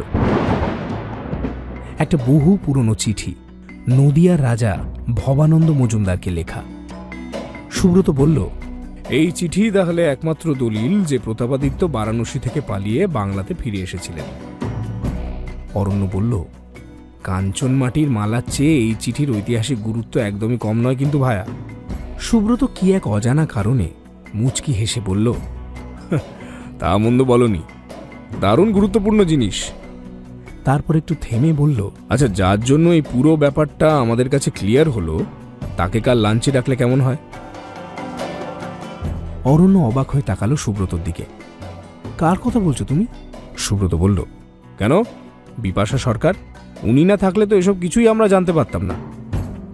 অরণ্য হাসল, বুঝতে পেরেছি, ভেবেছিলাম চিঠিটা আমার কাছে রাখবো, তা আর হবে না। ঠিক আছে, ডাকো কাল। সুব্রত হেসে উঠল, আচ্ছা এবার একটা কাজ করো তো, বাংলার ম্যাপটা নিয়ে এসো তো। অবিনাশের ডায়েরিতে বাংলার যে জায়গাগুলোর নাম রয়েছে একটু পয়েন্ট আউট করা যাক, কি কি সর্বনাশ এরা করেছে তার একটা আইডিয়া পাওয়া যাবে। অরণ্য ম্যাপ আনতে গেলে সুব্রত একটা সিগারেট ধরালো, মোবাইল বের করে সময় দেখল রাত 2:30 বাজে। বিপাশা কি ঘুমিয়ে পড়েছে? একটা কল করে কি দেখবে? 7-5 না ভেবে সুব্রত কলটা করেই ফেলল। 4 বার রিং হওয়ার পর বিপাশা কল রিসিভ করল। হালকা ঘুম জড়ানো গলায় বলল, হ্যাঁ সুব্রত, বলুন। সুব্রত নরম হেসে বলল, কিছু মনে করবেন না, আপনাকে এত রাতে ডিস্টার্ব করলাম, আপনি বোধহয় ঘুমোচ্ছিলেন। বিপাশা বলল, না না, ঘুমোচ্ছিলাম না, ঘুমোতে যাবো আর কি। সুব্রত জিজ্ঞেস করল, আচ্ছা কাল দুপুরে আপনি ফ্রি আছেন? হ্যাঁ আছি, কেন বলুন তো, কাল আসবেন? সুব্রত হাসল, না না না, সেজন্য না। অরণ্য বলছিল আপনার হেল্প না পেলে তো আমরা এই কেসের আগামাথা কিছুই খুঁজে পেতাম না, তাই যদি কালকের লাঞ্চটা আপনি আমাদের সঙ্গে করেন আমাদের ফ্ল্যাটে, খুব ভালো লাগবে তাহলে আমাদের। আমরা দুজনেই কিন্তু রান্না জানি, মানে এই লেভেলে খাবার আপনাকে খাওয়াবো না। সুব্রতর ইনভাইট করার ধরন দেখে বিপাশা হেসে ফেলল। রাত 2টোর সময় লাঞ্চের ইনভিটেশন আমি প্রথম পেলাম। বেশ, কখন যাব বলুন? সুব্রত বলল, 12টার দিকেই চলে আসুন, 8B-তে আসুন, আমি বা অরণ্য ওখান থেকে আপনাকে নিয়ে আসবো। বিপাশা বলল, আপনাদের ফ্ল্যাট তো টালিগঞ্জ মেট্রোর কাছে বলেছিলেন, আমি 8B থেকে অটো করে নেব, আপনাদের কষ্ট করতে হবে না। বিপাশা ফোন রেখে দেওয়ার পর অরণ্য বলল, বারে আমি কখন বললাম লাঞ্চের কথা? সুব্রত হাসল, আরে কেউ একজন বললেই তো হলো। এরে উনি কি মাছ না মাংস তা তো জিজ্ঞেস করা হলো না। অরণ্য বলল, করে নাও জিজ্ঞেস, শুভ কাজে দেরি কেন? তারপর একটু থেমে বলল, চিঠিটা যে তুমি বিপাশাকে দেবে, রাধা তাকে কি বলবে? সুব্রত বলল, রাধাদার দরকার খুনি, সে আমি ধরে দেবো। অবিনাশ বিশ্বাসের আশেপাশে যত মেয়ে আছে সবাইকে এবার নজরদারির মধ্যে রাখতে হবে, প্রত্যেকের ডেটা দরকার। অপরিচিত কেউ খুনটা করেনি অরণ্য, পরিচিতদের মধ্যেই কেউ কাজটা করেছে। পরের দিন 12টা 5-এর সময় টালিগঞ্জের অটো থেকে বিপাশা নামল। সুব্রত অটো স্ট্যান্ডেই ছিল। কুশলাদি বিনিময় করে ওকে নিয়ে রাস্তা পেরিয়ে ফ্ল্যাটে উঠে এলো। ড্রয়িং রুমের সোফায় 3জনে বসল। চারপাশ দেখে বিপাশা বলল, ভালোই তো সাজিয়ে গুছিয়ে থাকেন আপনারা দেখছি। সুব্রত অরণ্য দুজনেই হেসে মাথা দোলালো, ওই আর কি। বিপাশা এবার জিজ্ঞেস করল, আচ্ছা কেস সলভ হলো? সুব্রত বলল, হ্যাঁ অলমোস্ট। বাই দ্য ওয়ে, আপনার অনুমান ঠিক, প্রতাপাদিত্য রায়গঞ্জের কর্ণঝোড়াতেই লুকিয়েছিলেন। সুব্রতর কথা শুনে রীতিমতো বিদ্যুৎ খেলে গেল বিপাশার চোখে মুখে। উল্লসিত গলায় সে বলল, আপনি আপনি শিওর কাঞ্চন মাটির মালা খুঁজে পেয়েছেন নাকি? সুব্রত বলল, না তা এখনো পাইনি, তবে পেয়ে যাব। তারপর একটু থেমে বলল, আচ্ছা আপনার জন্য একটা গিফট আছে, দাঁড়ান নিয়ে আসি। গিফটের কথা শুনে জিজ্ঞাসু দৃষ্টিতে বিপাশা অরণ্যর দিকে তাকাল। অরণ্য নীরব, সে আজ দর্শক। কলেজ জীবন থেকে 2 বন্ধু একসঙ্গে আছে। আগে কোনোদিন কোনো মেয়েকে নিয়ে এত বেশি উন্মাদনা সুব্রতর মধ্যে অরণ্য দেখেনি। ওর বেশ মজাই লাগছে। মিনিট খানেক পর এনভেলপটা নিয়ে ফিরে এলো সুব্রত। বিপাশার দিকে এগিয়ে দিয়ে বলল, এই নিন, এটা আমার আর অরণ্যর তরফে। এনভেলপে হাত দিয়ে বিপাশা জিজ্ঞেস করল, কি আছে এতে? খুলেই দেখুন না। এনভেলপ খুলে বিপাশা দেখল একটা বহু পুরনো হলদে হয়ে যাওয়া কাগজ। কাগজের কোণার দিকগুলো ক্ষয়ে গেছে, লেখাটাও ক্রমে ঝলসে যাচ্ছে। কাগজটার উপর একবার দৃষ্টি বুলিয়ে কাঁপা কাঁপা কণ্ঠে সে লেখাটা পড়ল। 1 বার, 2 বার, 3 বার। তারপর উত্তেজিত চোখে তাকালো সুব্রত আর অরণ্যর দিকে।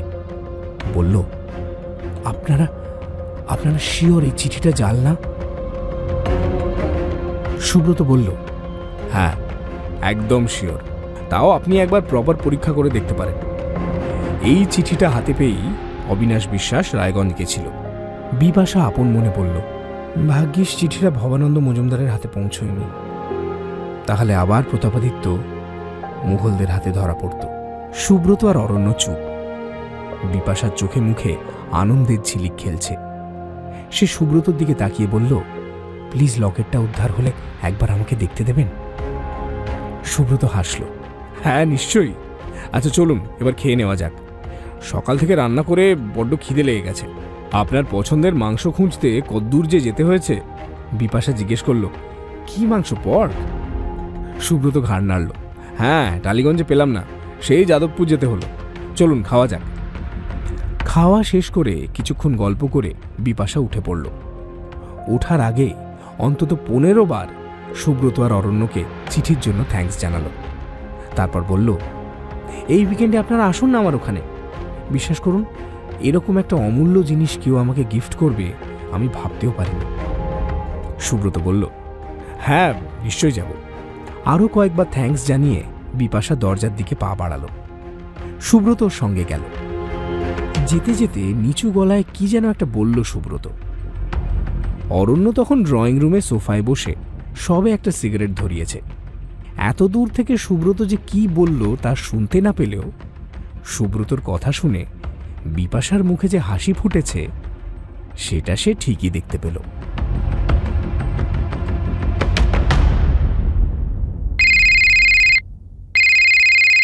বিপাশাকে অটোতে তুলে দিয়ে ঘরে ফেরার মিনিট 10 পরে রাধারমণের কল এলো। রিসিভ করে সুব্রত জিজ্ঞেস করল, চন্দনবাবু কিছু বলল? রাধারমণ বললেন, আরে বিশাল ঘাপলা কেস, কলকাতার অন্তত 25 জন প্রফেসরের নামও বলল যারা এই ব্ল্যাক মার্কেটের সঙ্গে জড়িয়ে, বুঝলে? আচ্ছা, তুমি ডায়েরিতে কি কি পেলে? সুব্রত বলল, যে যে জায়গা থেকে এরা জিনিসপত্র পেয়েছে তার নামধামই পেলাম। ডায়েরিটা নিয়ে আমি আসছি থানায়। এটা কেবল আর শুধু খুনের কেস নয় রাধাদা, আপনার সামনে এখন অনেক কাজ। রাধারমণ বললেন, আর সে তো আমিও বুঝতে পারছি। ঠিক আছে, তুমি থানায় এসো, আমি ততক্ষণে দেখি চন্দনের কতটা গন্ধ বের করতে পারি। রাধারমণের কল রেখে দিয়ে সুব্রত একটা সিগারেট ধরালো। ও বেশ বুঝতে পারছে যে কেসের পরিধি ক্রমশ ছোট হয়ে আসছে। সুব্রত অরণ্যকে বলল, ভায়া, খুনি সবচেয়ে বড় ভুল কি করেছে জানো?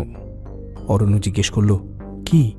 সুব্রত বলল, ওই গোয়েন্দা গল্পের স্টাইলে হুমকি চিঠি দেওয়া। একটা বেশ স্পষ্ট আলোর রেখা দেখতে পাচ্ছি এবার। এটা মিলিয়ে যাওয়ার আগে যা করার জলদি করতে হবে। শোনো, রেডি হয়ে নাও, এখন অনেক কাজ। আধ ঘন্টার মধ্যে ওরা থানায় পৌঁছে গেল।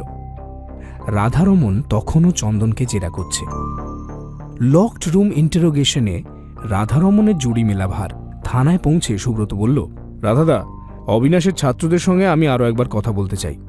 রাধারমণ বললেন, বেশ তো, ওদের ফোন নাম্বার রয়েছে, কল করে ডেকে নিচ্ছি।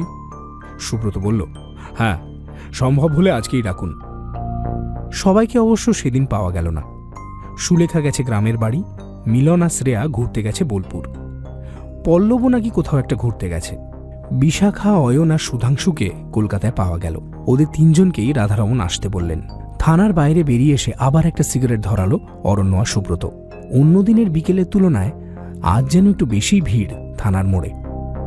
ওদিকে সাউথ সিটির পথে কয়েক পা এগোলেই যাদবপুরের মেন হোস্টেল। সুব্রত ম্লান হেসে বলল, বুঝলে ভায়া, এককালে কত রাত গেছে এই হোস্টেলে পড়ে থেকেছি। তারপর হঠাৎ প্রসঙ্গ বদলে বলল, আচ্ছা, বিপাশার মধ্যে একটা ইউনিকনেস আছে, তুমি খেয়াল করেছ? অরণ্য ভুরু বাঁকিয়ে জিজ্ঞেস করল, কি ইউনিকনেস? সুব্রত বলল, ও বাকিদের মতো কথায় ভোলে না, সহজ অথচ দৃঢ় পার্সোনালিটি। একটা মেকি দীর্ঘশ্বাস ফেলে অরণ্য বলল, বুঝলাম। তবে হ্যাঁ, এই বেলা বলে রাখি, আমায় কিন্তু উইদাউট নোটিসে ঘর ছাড়া করো না, অন্তত মাসখানেক সময় দিও। সুব্রত হাসল, হ্যাঁ, কি যে বলো না, you are my true guardian. তোমায় ঘর ছাড়া করব? তুমি হচ্ছ আমার অজিত, তিনজনে মিলেমিশে থাকব। অরণ্য বলল, কিন্তু আমি যে অবিবাহিত থাকবো তা তো তোমায় কোনোদিন বলিনি ভায়া। সুব্রত বলল, বেশ, তাহলে 4 জন মিলে থাকবো। তুমি রান্না করবে, আমরা খাবো। বাই দ্য ওয়ে, খাওয়ার টেবিলেই কিন্তু বিপাশা বুঝে গেছে যে আমি রান্নার জানি না। কেমন করে বুঝলো বলো তো? অরণ্য হেসে বলল, কারণ মাংসে কোনো কালেই সর্ষে ফোড়ন দেওয়া হয় না, জিরে ফোড়ন দেওয়া হয়। এ বাবা, আমি সর্ষে ফোড়ন বলেছিলাম বুঝি? অরণ্য ঘাড় নাড়ল। বিকেল বিকেল করে ছেলে মেয়ে 3 জন এলো। প্রথমে বিশাখার সঙ্গে কথা বলল সুব্রত। কথার প্রথমেই সিগারেট অফার করল সে। বিশাখা স্মোক করে না।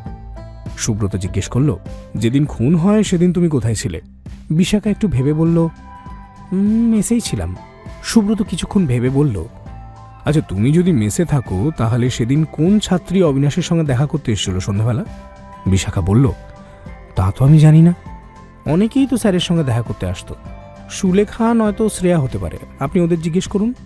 অয়ন আর সুধাংশুরও স্ট্রং অ্যালিবাই রয়েছে সেদিনের সন্ধে নিয়ে। সেদিন ইডেনে একটা ম্যাচ ছিল। ওরা 2 বন্ধু রাত 11টা পর্যন্ত সেখানেই ছিল। 3 জন চলে যাওয়ার পর অরণ্য জিজ্ঞেস করল, আচ্ছা, সুধাংশু সিগারেট ব্র্যান্ডটা দেখলে? সুব্রত ঘাড় নাড়ল, দেখলাম, কিন্তু বাগানে যে ফিল্টারটা পেয়েছিলাম সেটা ওর খাওয়া সিগারেট নয়। ফিল্টারে লিপস্টিকের শুকনো দাগ ছিল। পরদিন হঠাৎ করেই সুলেখা নিজে এসে হাজির হলো সুব্রতর বাড়ি। ব্রেকফাস্ট করে সবে সুব্রত আর অরণ্য 2টো সিগারেট ধরিয়েছে। তখনই সুলেখা বেল বাজালো। সোফায় বসে সুলেখা বলল, কাল আমি গ্রামের বাড়িতে গেছিলাম, তাই থানায় যেতে পারিনি। সুব্রত জিজ্ঞেস করল, কোথায় তোমার গ্রামের বাড়ি? সুলেখা বলল, নৈহাটি। আজ সকালেই ফিরেছি, ভাবলাম আপনার সঙ্গে দেখা করেই যাই। সুব্রত বলল, তা ভালোই করেছ। আচ্ছা, খুনের দিন তুমি কোথায় ছিলে? সুলেখা বলল, দুপুরের দিকে একবার স্যারের কাছে এসেছিলাম, তারপর মেসে চলে যাই। সুব্রত জিজ্ঞেস করল, তোমার মেস কোথায়? সুলেখা বলল, ওই পালবাজার মোড়ের ওখানে। সুব্রত বলল, আচ্ছা, তোমার স্যার কখনো কিছু বলেছিল কি, মানে আনইউজুয়াল কোনো কথা? ভালো করে মনে করে দেখো তো।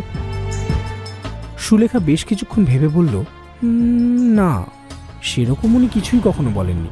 এমনিতেও উনি তেমন কিছু বলতেন না। আচ্ছা, চন্দন মুখার্জির সঙ্গে অবিনাশ বিশ্বাসের সম্পর্ক কেমন ছিল? সুলেখা বলল, খুব একটা ভালো নয়। মুখার্জি স্যার আড়ালে আবডালে অবিনাশ স্যারের দুর্নাম করত। ডিপার্টমেন্টে তো বাওয়ালও হয়েছিল এটা নিয়ে একবার। চন্দন স্যার লোকটা সুবিধের নয়। সুব্রত জিজ্ঞেস করল, কিন্তু অবিনাশবাবুর ডায়েরিতে তো আমি উল্টো কথা লেখা দেখলাম। চন্দন মুখার্জিকে বেশ প্রেজ করেই লেখা। ডায়েরির কথা শুনে এক সেকেন্ডের জন্য চমকে উঠে নিজেকে সামলে নিল সুলেখা। জিজ্ঞেস করল, পাওয়া গেছে তাহলে স্যারের ডায়েরি? সুব্রত ঘাড় নাড়ল। হ্যাঁ, পাওয়া গেছে। কোথায় পেলেন? জিজ্ঞেস করল সুলেখা।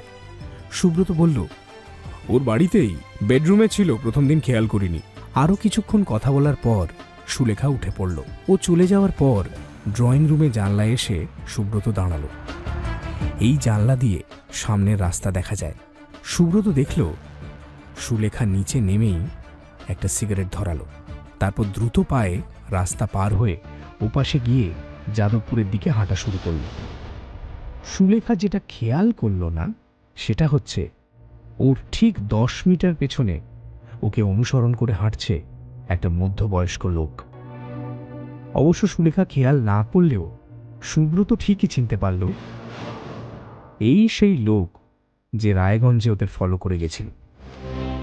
চতুর একটা হাসির রেখা সুব্রত ঠোঁটে খেলে গেল। সুলেখা দৃষ্টিসীমার বাইরে চলে যাওয়ার পর সুব্রত অরণ্যকে বলল, শোনো ভায়া, আমি একটু বেরোচ্ছি, ফিরতে সন্ধে হবে। আলোটা আরো উজ্জ্বল হয়ে উঠেছে ভায়া, ডায়েরিটা বড্ড কাজে দিয়েছে। চলি, রাতে দেখা হচ্ছে। অরণ্যকে কিছু বলার সুযোগ না দিয়েই সুব্রত রাস্তায় নেমে পড়ল। পর্দাগুলো একে একে সরছে চোখের সামনে থেকে। মনে মনে সুব্রত ভাবল, আর বেশি দেরি নেই।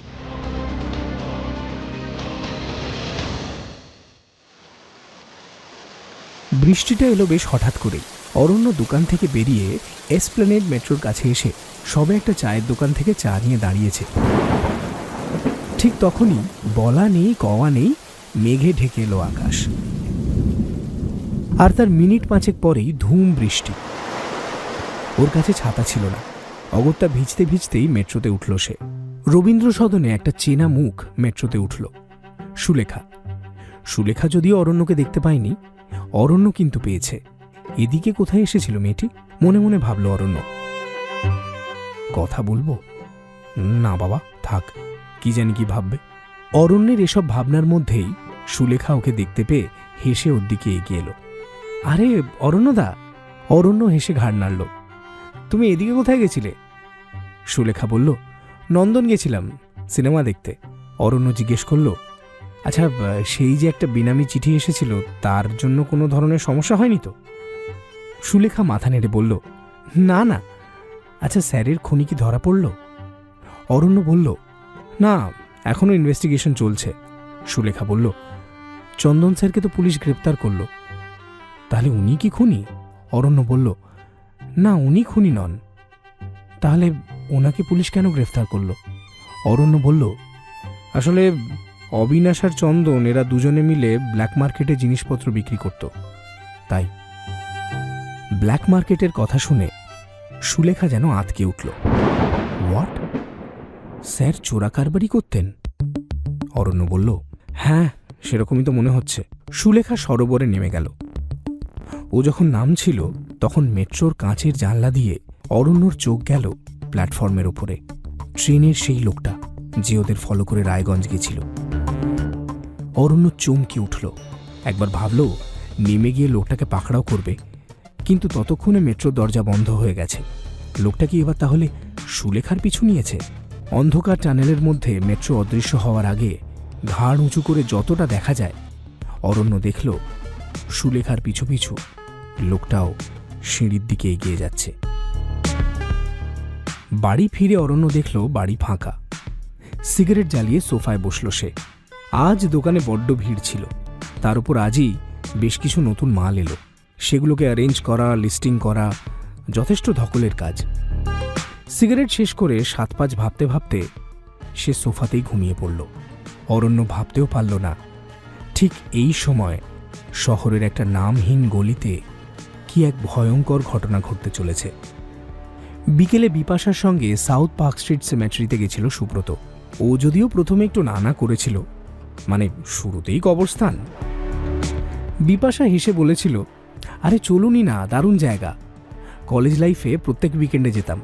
অমন শান্ত নিরিবিলি জায়গা কলকাতায় আর দ্বিতীয়টি নেই। কবে শুরু হয়েছিল এই সিমেট্রি জানেন? প্রশ্ন করল বিপাশা। সুব্রত ঘাড় নাড়ল। ইতিহাসে সে বরাবরই কাঁচা। বিপাশা বলল, 1767, পলাশির যুদ্ধের ঠিক 10 বছর পর। সবে সবে কলকাতায় সাহেবদের ঘরবাড়ি তৈরি হচ্ছে, আর মশার কামড়ে তারা যখন তখন পটল তুলছে।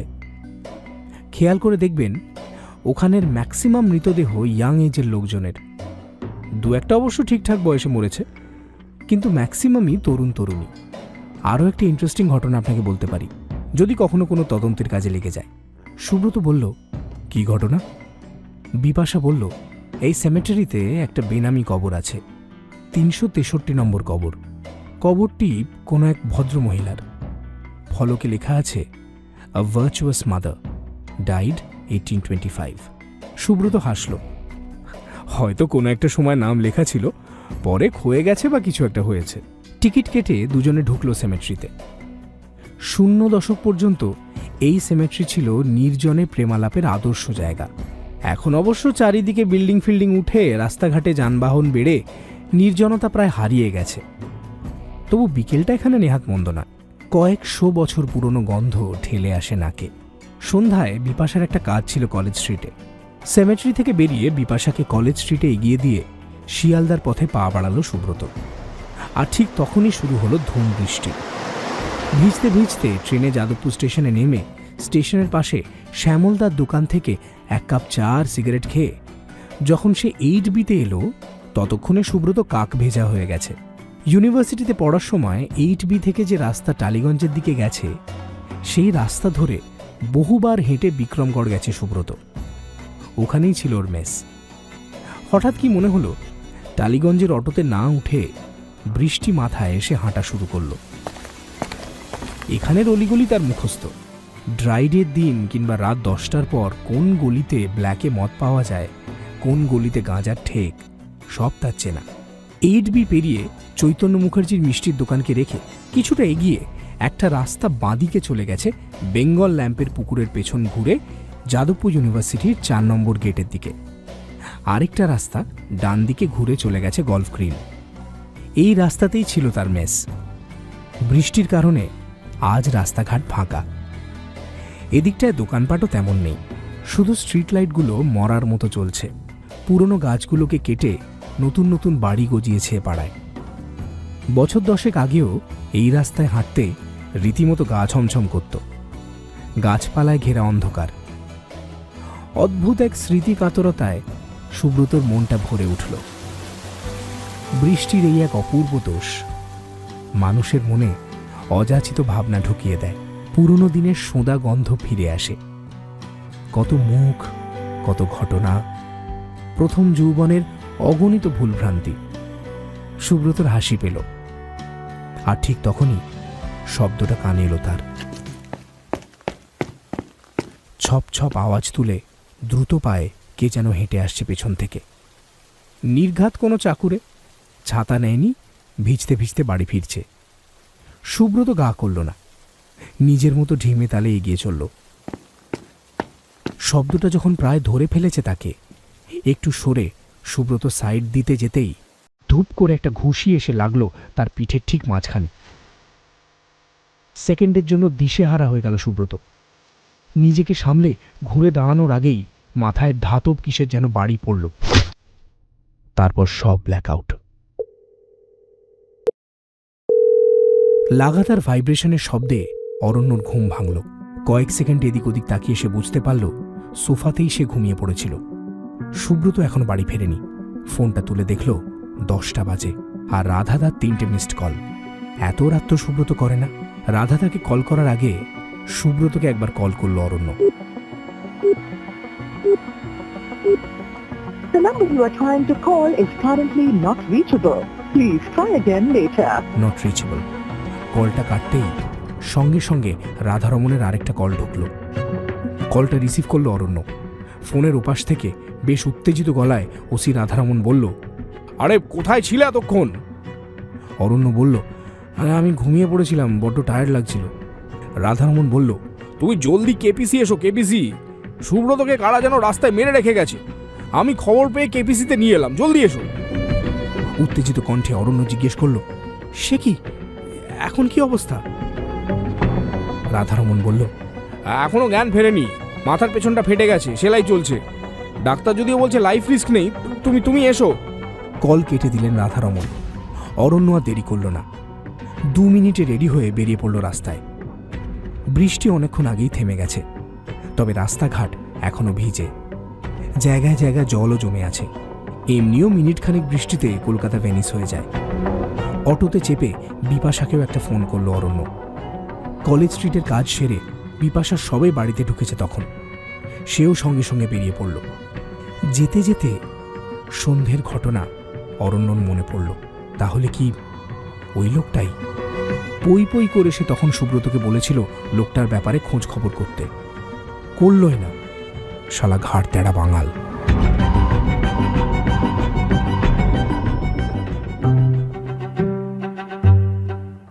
শেষ রাতে জ্ঞান ফিরল সুব্রতর।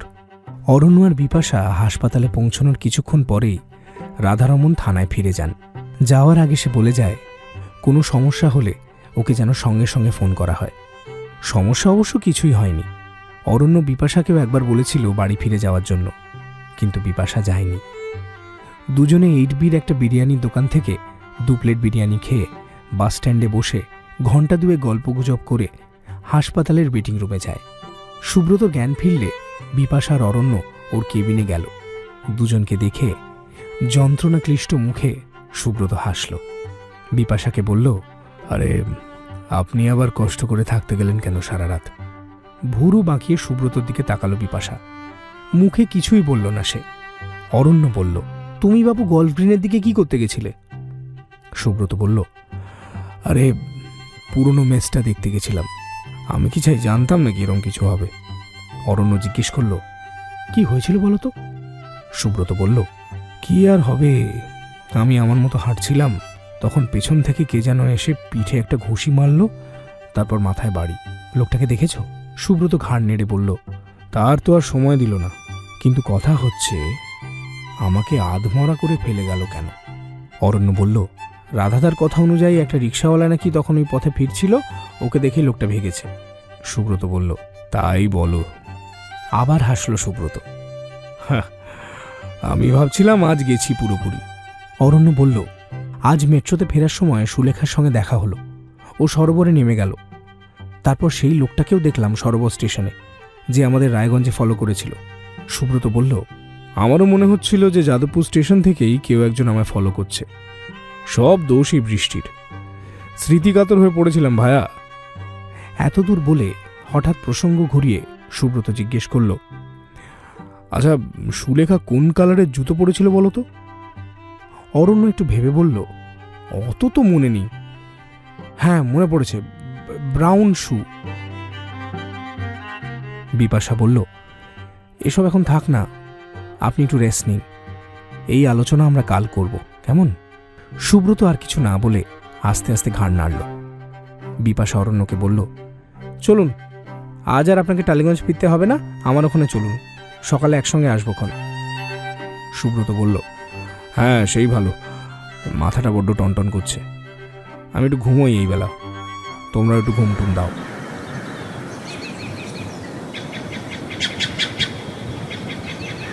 ভোরের সময় হাসপাতাল থেকে বেরোলো অরণ্য আর বিপাশা। সামনেই স্টেশন। সেকেন্ড ডাউন বেরিয়ে গেছে মিনিট 10 আগে। স্টেশন রোডে দ্রুত বাড়ছে লোকের আনাগোনা, অধিকাংশই মধ্যবয়সী মহিলা, কলকাতার বড় বড় ফ্ল্যাটের পরিচারিকা। কোমরে শাড়ি গুঁজে সবাই ছুটছে। রেললাইন পেরিয়ে পালবাজার মোড়ে আরেকবার চা খেলো অরণ্য আর বিপাশা। তারপর ধীর পায়ে ঝিল রোড ধরে বিপাশার বাড়ির দিকে হাঁটা শুরু করলো দুজনে। ঘণ্টা চারেক ঘুমিয়ে অরণ্য যখন উঠল, বিপাশা ততক্ষণে উঠে তৈরি হয়ে গেছে প্রায়। অরণ্য উঠে হাত মুখ ধুয়ে বসার ঘরে আসতে বিপাশা বলল, ব্রেকফাস্ট করে নিন, টেবিলে রাখা আছে, তারপর আমরা বেরোবো। কয়েক ঘন্টার ব্যবধানে যথেষ্ট সুস্থ হয়ে উঠেছে সুব্রত। মাথা জুড়ে একটা বিশাল সাদা ব্যান্ডেজ থাকলেও ব্যথাটা আর নেই, বরং বেশ একটু হাসিই পাচ্ছে তার। বিছানায় হেলান দিয়ে বসে মনে মনে সমস্ত ঘটনা সুব্রত সাজিয়ে নিচ্ছে। তার ইনভেস্টিগেশন শেষ হয়ে গেছে। যে সামান্য সুতো সে খুঁজে পাচ্ছিল না, সেটাও কাল বিকেলে সেমেট্রি যাওয়ার সময় সে পেয়ে গেছে। তার উপর কাল সন্ধ্যের অ্যাটাক। সব ঘটনা মিলিয়ে 2 আর 2 4 করতে খুব একটা বেশি সময় লাগলো না সুব্রতর। এখন তার যেটা দরকার সেটা হচ্ছে একটা ছোট্ট এভিডেন্স। সুব্রত যখন এইসব ভাবছিল, তখন কেবিনে ঢুকলো অরণ্য আর বিপাশা। ওদের দেখে হাসি মুখে গুড মর্নিং করলো সুব্রত। বেডের পাশে রাখা একটা চেয়ারে বসে বিপাশা জিজ্ঞেস করল, এখন কেমন আছেন? সুব্রত বলল, একেবারে হেভেনলি ফিল করছি। তারপর অরণ্যকে বলল, এরা কখন আমায় ছাড়বে বলো তো? একটা সিগারেট না হলে তো আর চলছে না। অরণ্য গম্ভীর গলায় বলল, কাল। সুব্রত মরিয়া হয়ে বলল, আরও একদিন? উফ। আচ্ছা যাগে, শোনো, শুনুন, দুজনেই। আপনাদের একটা কাজ আছে। অরণ্য কতটা পারবে জানি না, কারণ ও যে আমার বন্ধু তা সবাই জানে। পারলে আপনিই পারবেন। বিপাশা জিজ্ঞেস করল, কি কাজ? সুব্রত বলল, আপনার কাছে তো টুকটাক লোকজন আসে বিভিন্ন কিউরিওর ব্যাপারে জানতে বা বিক্রি করতে, তাই তো? বিপাশা ঘাড় নাড়ল। হ্যাঁ, তা আসে। সুব্রত বলল, কলকাতায় বিশেষ করে আমাদের যাদবপুর অঞ্চলে আর কে কে এমন আছেন বলুন তো যে এইসব জিনিস কেনে? বিপাশা বলল, সুলেখায় এক ভদ্রলোক আছেন, সঞ্জয় বর্মন। বাঘাযতীনে আছেন একজন, তার অবশ্য আমি নাম জানি না, তবে ফোন নাম্বার জোগাড় করা যাবে। সুব্রত বলল, গুড। আপনাকে একটু খোঁজ তুলতে হবে এদের কাছে গত 1-2 দিনে কেউ কিছু বিক্রি করতে এসেছে কিনা, কিংবা যদি আপনার কাছেও কেউ আসে কোনো কিউরিও বিক্রি করতে, তাহলে তার নাম, ঠিকানা, ফোন নাম্বার আমার সব চাই। অরণ্য বলল, তুমি কি ভাবছো ওই লকেট এরমভাবে কেউ বিক্রি করবে? ব্ল্যাক মার্কেট আছে কিসের জন্য? সুব্রত বলল, চন্দন মুখার্জি ধরা পড়ার পর সেটা আপাতত আর সম্ভব নয়। তোমরা বোধহয় জানো না, চন্দন নিজে বাঁচার জন্য পুলিশকে প্রচুর ইনফরমেশন দিয়ে ফেলেছে। এই এরিয়ায় যারা মার্কেট হ্যান্ডেল করত তারা সব এখন গা ঢাকা দিয়েছে। সুতরাং বিক্রি করতে হলে খুনিকে এই রাস্তায় ধরতে হবে। আর আমি জানি ও ওটা ইমিডিয়েটলি বিক্রি করবে। টাকা টান পড়েছে ওর। সুব্রতর কথা শুনে অরণ্য আর বিপাশা চমকে উঠল। অরণ্য বলল, খুনিকে তুমি ধরে ফেলেছ? সুব্রত বলল, সম্ভবত। অরণ্য জিজ্ঞেস করল, কে সে? সুব্রত হাসল, এখনো সময় হয়নি, একটু ওয়েট করে যাও। সিগারেট জ্বালিয়ে বেশ আয়েশ করে সমস্তটা বলবো। ওই যে রাধাদা এসে গেছে। সুব্রতর কথায় দরজার দিকে ফিরল ওরা। কাঁচের দরজা ঠেলে ভেতরে ঢুকলেন রাধারমন। কি অবস্থা এখন? কেবিনে ঢুকে সুব্রতকে জিজ্ঞেস করলেন রাধারমন। সুব্রত বলল, একেবারে ফার্স্ট ক্লাস। আপনার খবর বলুন। চন্দন মুখার্জি আর কি বললেন? রাধারমন বলল, আর কি বলবে, একটা উকিল এলো কাল, ওর বাড়ির লোকজন ঠিক করে দিয়েছে, জামিন পেয়ে যাবে হয়তো। সুব্রত বলল, সে ঠিক আছে, লোকটা এমনিতেই ভীতু। অবিনাশী ওকে পয়সার লোভ দেখিয়ে এই পথে এনেছিল। ও যা ইনফরমেশন দিয়েছে তার কোনো আউটকাম এলো? রাধারমন হাসল, হ্যাঁ, তা এসছে।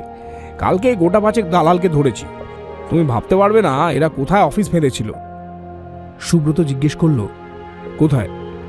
রাধারমন বললেন, ঢাকুরিয়া ব্রিজটা যেখান থেকে শুরু হলো তার একটু আগে ডান দিকের একটা বাড়িতে। থানা 3 তলা থেকে বাড়িটা দেখাও যায়। অরণ্য হাসল, ওই জন্যই তো বলে প্রদীপের তলায় অন্ধকার।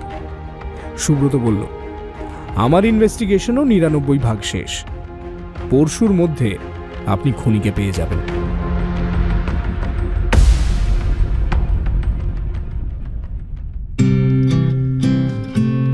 পরদিন দুপুরে সুব্রত ফ্ল্যাটে ফিরল।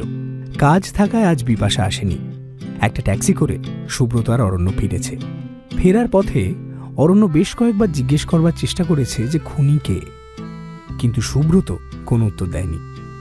উল্টে একটা অদ্ভুত প্রশ্ন করেছে অরণ্যকে, আচ্ছা তোমার মান্থলি ইনকাম কত? অরণ্য বোকার মতো হেসে বলল, আরে তুমি তো জানো, আবার প্রশ্ন করতে হচ্ছে কেন? আহা বলোই না, কত? অরণ্য বলল, ওই 1030।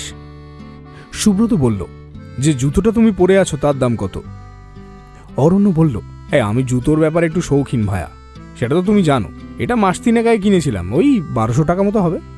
সুব্রত হাসল, আমারটা 250, বুঝলে? এটাও প্রায় 2 মাস আগে কেনা, মন্দ নয় তাই না? অরণ্য বুঝল সুব্রত হেঁয়ালি করছে। ও এটাও বুঝল এই হেঁয়ালির উত্তর সুব্রত এখন কোনো মতেই দেবে না। সে তাই একটু হেসে বলল, তুমি থাকো বাবু তোমার হেঁয়ালি নিয়ে। বিকেলের দিকে বিপাশা এলো, পরনে সালোয়ার কামিজ, কপালে ছোট্ট একটা টিপ, সারা মুখে বিন্দু বিন্দু ঘাম। গতকাল বৃষ্টি হলেও আজ যথেষ্ট গরম কলকাতা শহরে। সুব্রত নিজের ঘরেই শুয়েছিল, আর অরণ্য সোফায় বসে টিভিতে কি একটা দেখছিল। কলিং বেলের শব্দ হতে উঠে গিয়ে দরজা খুলল অরণ্য। আরে আপনি আসুন আসুন। বিপাশা হেসে বলল, আপনার বন্ধু কোথায়? অরণ্য বলল, ও ঘুমোচ্ছে ঘরে। মুখে তো বলল না কিছু, কিন্তু শরীর যে দুর্বল সেটা বুঝতেই পেরেছিলাম। দুপুরে খাওয়ার পর বেরোতে চাইছিল, আমি ধমক দিয়ে রুমে পাঠালাম। একটু আগে গিয়ে দেখি ঘুমিয়ে পড়েছে। সোফায় বসতে বসতে বিপাশা বলল, স্বাভাবিক, মাথায় আঘাত লেগেছে। অরণ্য বলল, চা খাবেন তো? দাঁড়ান করে আনি। ওদের কথার মাঝখানেই সুব্রত ঘরে ঢুকল। ঘুম জড়ানো গলায় বলল, ভায়া আমার জন্য 1 কাপ করো। তারপর বিপাশাকে বলল, মাছের বাজারে গেছিলেন মনে হচ্ছে। চমকে উঠে সুব্রতর দিকে তাকালো বিপাশা। কেন, গন্ধ পাচ্ছেন নাকি? গেছিলাম তো সেই দুপুরে অফিস থেকে ফিরে। সুব্রত বলল, না না না, অত ভালো গোয়েন্দাও আমি নই। আপনার জুতোর পাশে একটা আঁশ লেগে আছে মাছের, ওটা দেখেই বললাম। মাছের আঁশের একটা মজার বৈশিষ্ট্য আছে, চটজলদি লেগে যায়, আর যতক্ষণ না শুকিয়ে খটখটে হচ্ছে ওটা লেগেই থাকে, যদি না কোনোভাবে ঘষা লেগে বা হাত দিয়ে তুলে ফেলা হয়। সে যাকে, তা কি মাছ রান্না করলেন আমার জন্য? বিপাশা হাসল, আপনার জন্য রান্না করেছি কে বলল? সুব্রত বলল, আরে এটাতে অবাক হওয়ার কি আছে? সেদিন যখন কি খাবেন জানতে ফোন করেছিলাম, আপনি তো বলেছিলেন যে মাছের চেয়ে মাংস আপনি বেশি প্রেফার করেন, মনে আছে? আর আমি আপনাকে বলেছিলাম যে আমি ঠিক উল্টো। তার উপর আজ হসপিটাল থেকে ছাড়া পেলাম, এইটুকু ক্যালকুলেশন আপনিও করতে পারতেন। বিপাশা বলল, পাঙ্গাসের ঝোল। ইতিমধ্যে চা নিয়ে এলো অরণ্য। চা খেতে খেতে বিপাশা বলল, একটা গুড নিউজ আছে। উত্তেজিত গলায় অরণ্য বলল, পাওয়া গেছে? বিপাশা বলল, পাওয়া গেছে কিনা শিওর নয়, তবে আজ সকালে একটা কল এসেছিল আমার কাছে। এক ভদ্রলোক একটা পুরনো মূর্তি বিক্রি করতে চান, এবং তাতে আমি জিজ্ঞেস করলাম, কিসের মূর্তি? উনি বললেন, মূর্তিটা কালীর। ওর পূর্বপুরুষরা নাকি বাংলাদেশ থেকে নিয়ে এসেছিল, ওদের পারিবারিক মূর্তি। এখনও টাকার বেশ টানাটানি চলছে, তাই বিক্রি করতে চায়। আমি বলেছি কাল সকালে একবার আসতে। সুব্রত বলল, লোকটা নামধাম কিছু বলেছে? বিপাশা বলল, হ্যাঁ, বলল সমীরণ বাগচি, বাড়ি দমদম। সুব্রত হাসল, তা ভালো। এই বেলা তাহলে প্ল্যানটা করে ফেলি। কাল কখন আসতে বলেছেন ওকে? বিপাশা বলল, সকাল 10টায়। সুব্রত বলল, ভেরি গুড। আমি আর অরণ্য 9টার দিকে যাব। আপনার বাড়ি থেকে কিছু দূর এগিয়ে যে মাঠটা আছে ওখানেই থাকব। এই লোক বাড়ি ঢোকার পর আপনি আমাদের একটা টেক্সট করে দেবেন। অরণ্য বলল, আচ্ছা রাধাদাকে জানাবে না? সুব্রত বলল, ওকে ধরে তারপর জানাবো। সন্ধ্যার দিকে বিপাশা উঠে পড়ল। ও চলে যাওয়ার কিছুক্ষণ পর খাওয়া দাওয়া সেরে সুব্রত আর অরণ্য শুয়ে পড়ল। শুতে যাওয়ার আগে অরণ্য বলল, আচ্ছা ভায়া, রাধাদাকে একটু জানিয়ে রাখলে হতো না, মানে লোকটার কাছে যদি আর্মস টার্মস থাকে? সুব্রত হাসল, ওর কাছে যদি আর্মস থাকতো তাহলে কি আমার মাথায় চেলা কাঠের বাড়ি মারত? ছাড়ো তো, তুমি ঘুমাও যাও।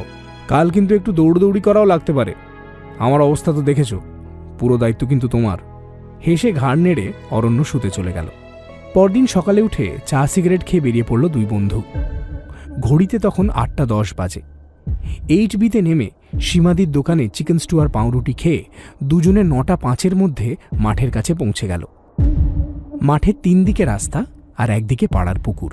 ভাগ্যক্রমে বিপাশার বাড়ির দিকে যে গলি রাস্তা গেছে, মাঠের সেই পাশের রাস্তার ধার ঘেঁষে একটা চায়ের দোকানও আছে। দুই বন্ধু ওই দোকানের একটা বেঞ্চিতে বসে 2 কাপ চা নিয়ে আর চোখে নজর রাখল বিপাশার বাড়ির ওপরে। মাঝে মাঝেই মোবাইল ফোনটা অন করে অরণ্য টাইম দেখছে। আজ যেন সময় কাটতেই চাইছে না। শেষে একসময় অধৈর্য হয়ে বিপাশার বাড়ির দিকে তাকানো বন্ধ করে দিল সে।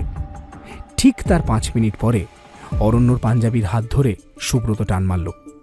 অরণ্য, চলো। ঘুঘু ফাঁদে পা দিয়েছে। দোকানের বিল মিটিয়ে ধীরে সুস্থে বিপাশার বাড়ির দিকে দুজনে এগোলো। বাড়ির সদর দরজা খোলা। নিঃশব্দে দরজা ঠেলে ওরা বাড়ির মধ্যে ঢুকল। ঘরের ভেতর থেকে কথার আওয়াজ ভেসে আসছে। একটা পুরুষ কণ্ঠ বেশ শান্ত গভীর গলাতেই কথা বলছে। দরজার ওপর হাত রেখে সুব্রত বুঝল ঘরের দরজাও লক করেনি বিপাশা। দরজায় কান রেখে মোটামুটি একটা আন্দাজও করে নিল লোকটা কোথায় বসে আছে। বাই চান্স যদি ওর কাছে কোনো আর্মস থাকে, ওকে সেই আর্মস বের করার সময় দেওয়া যাবে না। ইশারায় অরণ্যকে ডেকে পুরোটা বুঝিয়ে দিল সুব্রত। তারপর মুহূর্তের মধ্যে ধাক্কা মেরে দরজা খুলে সেকেন্ডের ব্যবধানে অরণ্য গিয়ে জাপটে ধরল লোকটাকে। আর সুব্রত ওর পকেট থেকে একটা দড়ি বের করে লোকটার হাত বেঁধে দিল। এমন হঠাৎ আক্রমণে রীতিমতো দিশেহারা হয়ে গেল লোকটা। আত্মরক্ষার সময় সে পেল না। এদিকে হাত বাঁধা হয়ে গেলে ওকে ছেড়ে দিল অরণ্য। তারপর সুব্রত সামনে বসে বলল, তো সমীরণ বাগচি, আমায় চিনতে পারছেন? সমীরণ খেকিয়ে উঠে বলল, এসব এসব কি হচ্ছে? কে আপনারা? আর আমার হাতই বা বাঁধলেন কেন? সুব্রত বলল, তার অনেকগুলো কারণ আছে, একে একে বলি। 1, অবিনাশ বিশ্বাস আর নিতাইয়ের খুনের সহায়তা। 2, আমাদের মানে আমার আর অরণ্যর ওপর স্পাইং করা। 3, আমার মাথা ফাটানো। আর 4, বিপাশার কাছে নিজের মিথ্যে পরিচয় দেওয়া। সমীরণ আগের মতোই খেঁকিয়ে বলল, এই, আমি আপনাদের উপর স্পাইং করিনি। সুব্রত হেসে বলল, যাক, অন্য কাজগুলো স্বীকার করছেন তাহলে। আপনি স্পাইং করেননি তো, আপনি লোক ঠিক করেছিলেন। সমীরণ বলল, কোনো প্রমাণ আছে আপনাদের কাছে? সুব্রত বলল, হ্যাঁ আছে। নিতাইয়ের জামা কাপড়ে আপনার আঙুলের প্রচুর ছাপ পাওয়া যাবে। And for your kind information, আপনার খোঁচরও এতক্ষণে ধরা পড়েছে। তাছাড়া ওসি রাধারমণকে তো চেনেন না? ওর মার পড়লে ভূতেও 1 সেকেন্ডে রাম রাম বলে। চেনেন তো ওকে? সমীরণ চুপ, অরণ্য বিপাশাও চুপ। সুব্রত আবার বলল, তাহলে বলুন, কোথায় গেলে আপনার বাকি বন্ধুকেও পাবো? তার মেসে নাকি আপনার মেসে? বলুন, জলদি বলুন। মাথা নিচু করে এবার মৃদু গলায় সমীরণ বলল, ওর মেসে।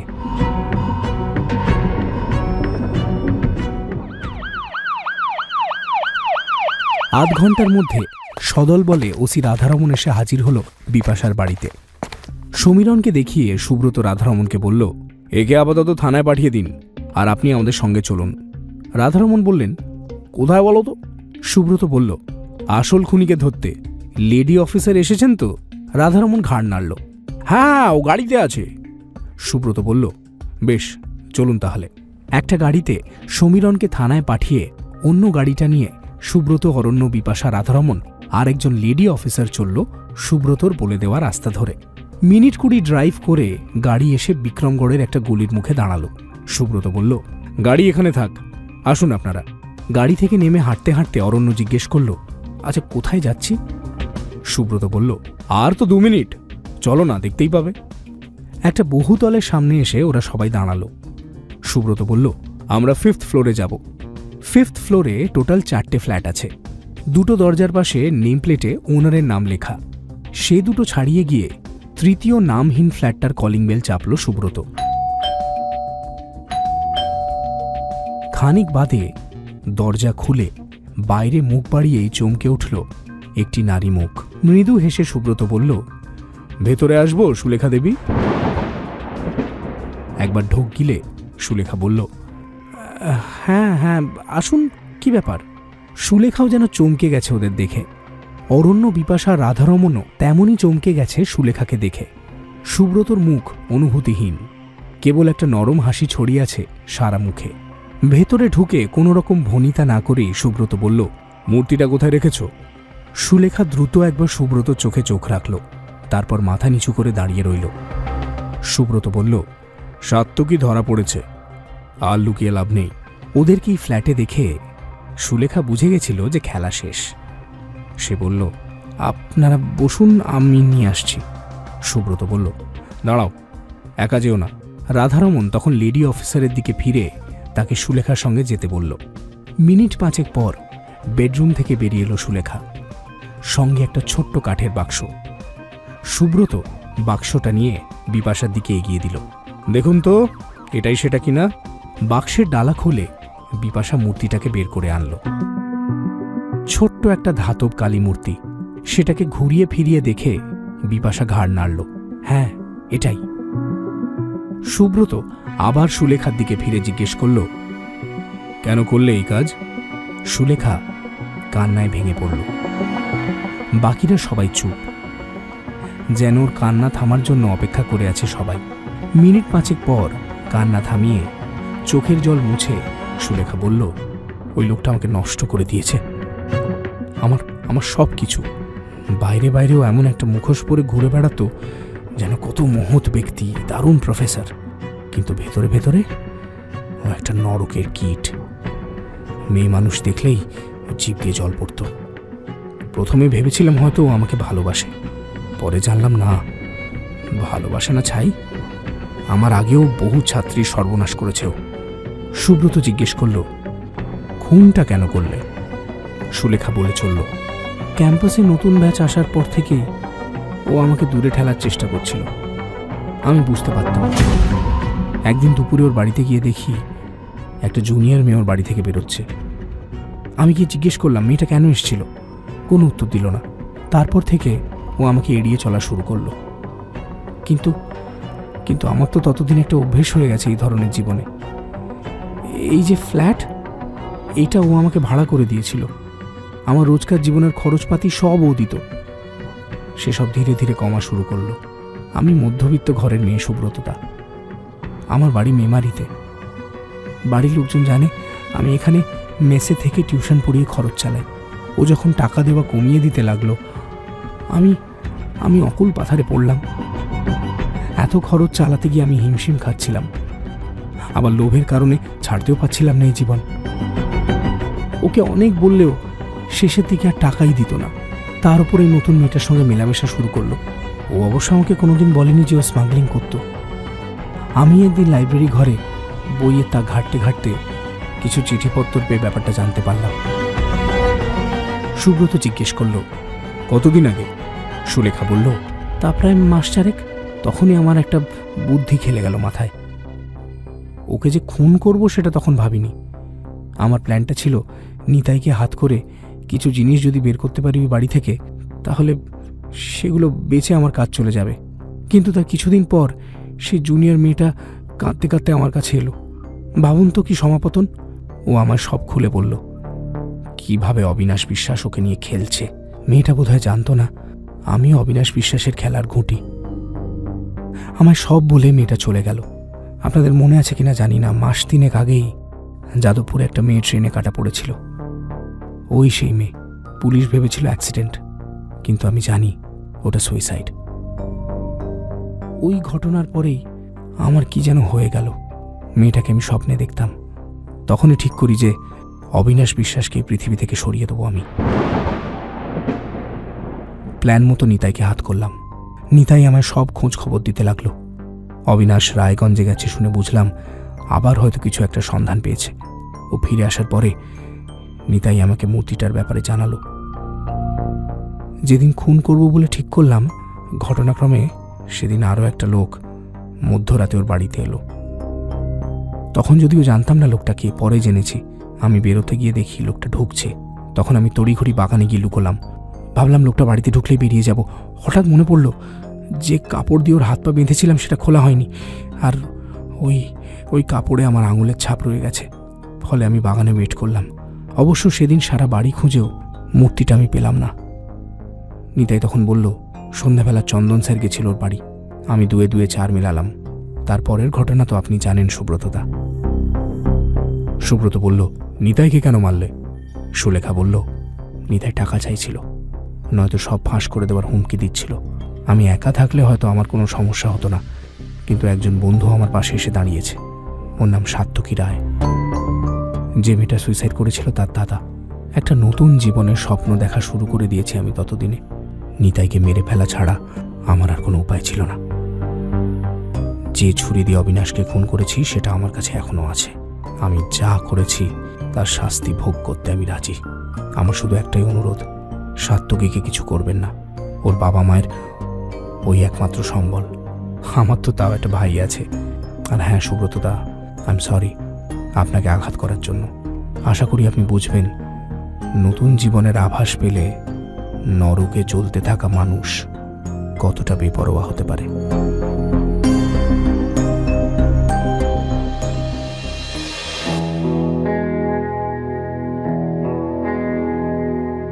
এইট বির ইন্ডিয়ান কফি হাউসে এসে সুব্রত, অরণ্য আর বিপাশা বসল। টেবিলের উপর লকেটটা রাখা। রাধারমণকে বলে লকেটটা একদিনের জন্য নিয়ে এসছে বিপাশা। ওয়েটার এসে 3টে কফি আর চিকেন চাউমিনের অর্ডার নিয়ে যাওয়ার পর সুব্রতর দিকে একটা সিগারেট এগিয়ে দিয়ে অরণ্য বলল, এই নাও সিগারেট, এবার সবটা বলো দেখি। মলিন হেসে সুব্রত বলল, ভেবে তো ছিলাম বেশ রসিয়ে বলবো সবটা, কিন্তু মনটা খারাপ হয়ে গেল ভায়া। ভেতরে ভেতরে যে এত কিছু চাপা আছে আমিও আশা করিনি। সুলেখার জন্য খারাপই লাগছে। মেয়েটা তো আদতে ক্রিমিনাল নয়, পরিস্থিতি ওকে এই কাজে বাধ্য করেছে। অরণ্য বলল, পরিস্থিতি নাকি লোভ? সুব্রত বলল, হ্যাঁ মানছি, জ্ঞানীরা বলেন যে লোভে পাপ, পাপী মৃত্যু, কিন্তু অতখানিও লোভ সুলেখা করেনি। শহরের এই মায়াময় জীবনের প্রতি টান ওর বয়সে কম বেশি সবারই থাকে। মেয়েটি যদি ছুরির কথাটা চেপে যেত তাহলে একটা চেষ্টা করতাম ওকে বাঁচানোর। অরণ্য চমকে উঠল, হোয়াট? তুমি নিতাইয়ের কথা ভুলে যাচ্ছ? সুব্রত হাসল, না বন্ধু, আমি কিছুই ভুলে যাচ্ছি না।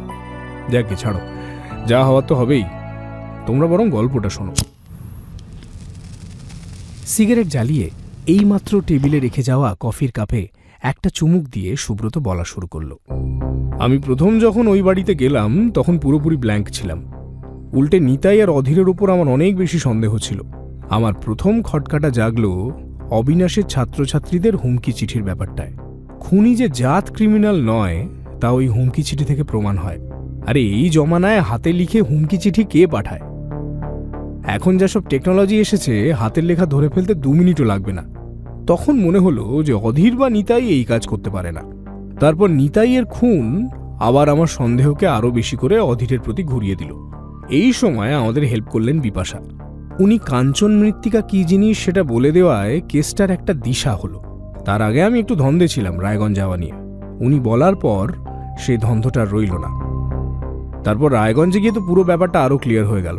অবিনাশের আসল চরিত্র আমাদের সামনে চলে এলো। তবে এত কিছু ঘটার পরেও খুনটা যে কে করলো তা কিন্তু আমি কোনোভাবেই ধরতে পারছিলাম না। মানে স্বীকার করতে দ্বিধা নেই, আমি অবিনাশকে স্টাডি করতে একটু ভুলই করেছিলাম।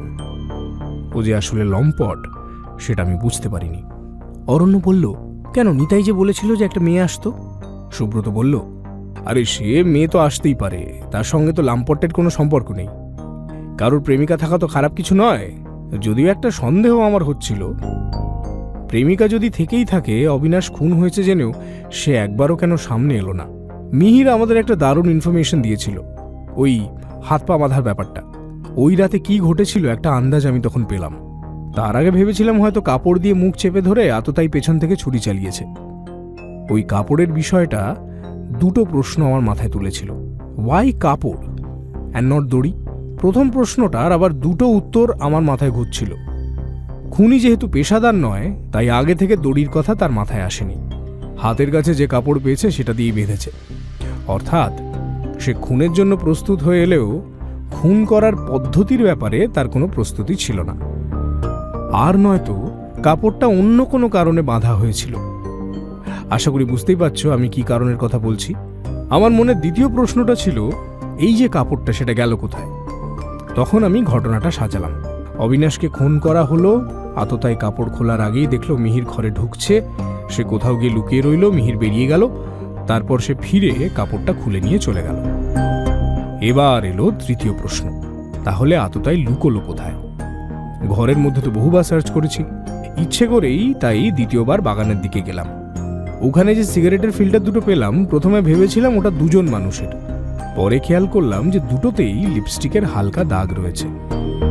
অতএব মিহিরের কথা সত্য প্রমাণিত হলো।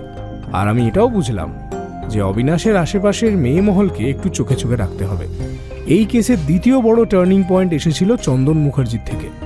ভদ্রলোক আমাকে একটু বাজিয়ে দেখতে চেয়েছিলেন, তবে সেই দিনই যে ওর বাড়িতে চুরি হবে আর মুহূর্তের আতঙ্কেও আমাকেই ফোন করে নিজের জালে নিজেই ফেঁসে যাবে, সেটা আমিও আশা করিনি, আরও নিজেও আন্দাজ করতে পারিনি। চন্দনের ব্যাগে পাওয়া হুমকি চিঠির বয়ান আর অবিনাশের দ্বিতীয় বেডরুমের অ্যাশট্রেতে পড়ে থাকা সেম ব্র্যান্ডের সিগারেট ওকে খেতে দেখেই আমার মনে হয়েছিল যে এই লোকটা অনেক কিছু লুকিয়ে যাচ্ছে। নিছক সমাপতন বলে কিছু হয় না। চন্দনের পাওয়া বেনামি চিঠি আরও একটা হেল্প আমাকে করেছিল। প্রথমে বেনামি চিঠি পেল ওর ছাত্রছাত্রীরা, তারপর পেল কলিগ। খেয়াল করে দেখো, পুরো ব্যাপারটাই একই দিকে নির্দেশ করছিল। ফলে আমি আবারও ছাত্রছাত্রীদের জেরা করতে ডাকলাম। সুলেখা আমাদের ঘরে আসার পরই আমি মোটামুটি নিশ্চিত হয়ে গেছিলাম যে খুনি কে। কফি শেষ করে সুব্রত আরও একটা সিগারেট ধরালো, তারপর আবার বলতে শুরু করলো, আচ্ছা তুমি সুলেখার ড্রেস আপটা মন দিয়ে খেয়াল করেছো কখনো? অরণ্য ঘাড় নাড়ল, কই না তো। ওর জামা কাপড়, হ্যান্ডব্যাগ, এমনকি জুতো সবকিছুই ব্র্যান্ডেড। তখন তোমাকে জিজ্ঞেস করেছিলাম না যে তুমি কমাসে জুতো বদলাও? সুলেখার সঙ্গে যে কবার দেখা হয়েছে প্রতিবারই আলাদা আলাদা জুতো। তোমাকেও ওই জন্য জিজ্ঞেস করেছিলাম যে সুলেখা কি জুতো পরেছিল।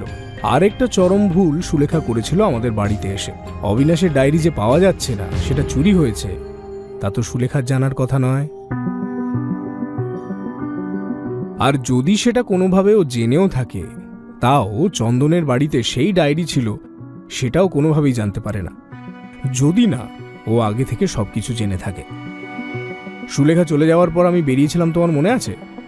দেখতে গেছিলাম ও কোথায় থাকে, আর ও ডিপার্টমেন্টেও এক চক্কর মেরেছিলাম, ওর বাড়ি কোথায়, পারিবারিক অবস্থা কেমন সব জানার জন্য। তারপর তো তোমার চোখের সামনে সব ঘটলো। রাধাদা স্মাগলিং দালালগুলোকে ধরার পর সুলেখার মনে হলো যে চোরাই পথে এখন এই মূর্তি বিক্রি করা ঠিক হবে না। তাই আমি বিপাশাকে বললাম একটু খোঁজ খবর নিতে। যেহেতু সুলেখা এইসব লাইনে নেহাতি অ্যামেচার, তাই ভুলভাল স্টেপ নেওয়ার একটা চান্স আছে। আমি অ্যাকচুয়ালি ওয়েট করেছিলাম ওই একটা ভুল স্টেপের। এক দুদিনে সেটা না নিলে ওকে থানায় ডেকে সরাসরি জেরা করতাম, কিন্তু তার আগেই ও ভুল কাজটা করলো, আর সমীরণ ওরফে সাত্তকী আমাদের জালে ধরা পড়ল। এই হলো সম্পূর্ণ গল্প। এবার চলো ওঠা যাক। অরণ্য এবার বিপাশাকে জিজ্ঞেস করলো, তাহলে বিপাশাদি আজ কি খাওয়াচ্ছেন বলুন? আবার একটু বর্ষা বর্ষা আমেজ আসছে হাওয়ায়, এমন দিনে হাঁসের মাংসের তুলনা হয় না। বিপাশা বলল, আমি তো হাঁস রান্না করতে পারি না। সুব্রত হাসল, এই যে অরণ্য আছে, দ্য মাস্টার শেফ, আজ তাহলে ওই করুক রান্নাটা, আমরা বরং বাজারে যাই, চলুন।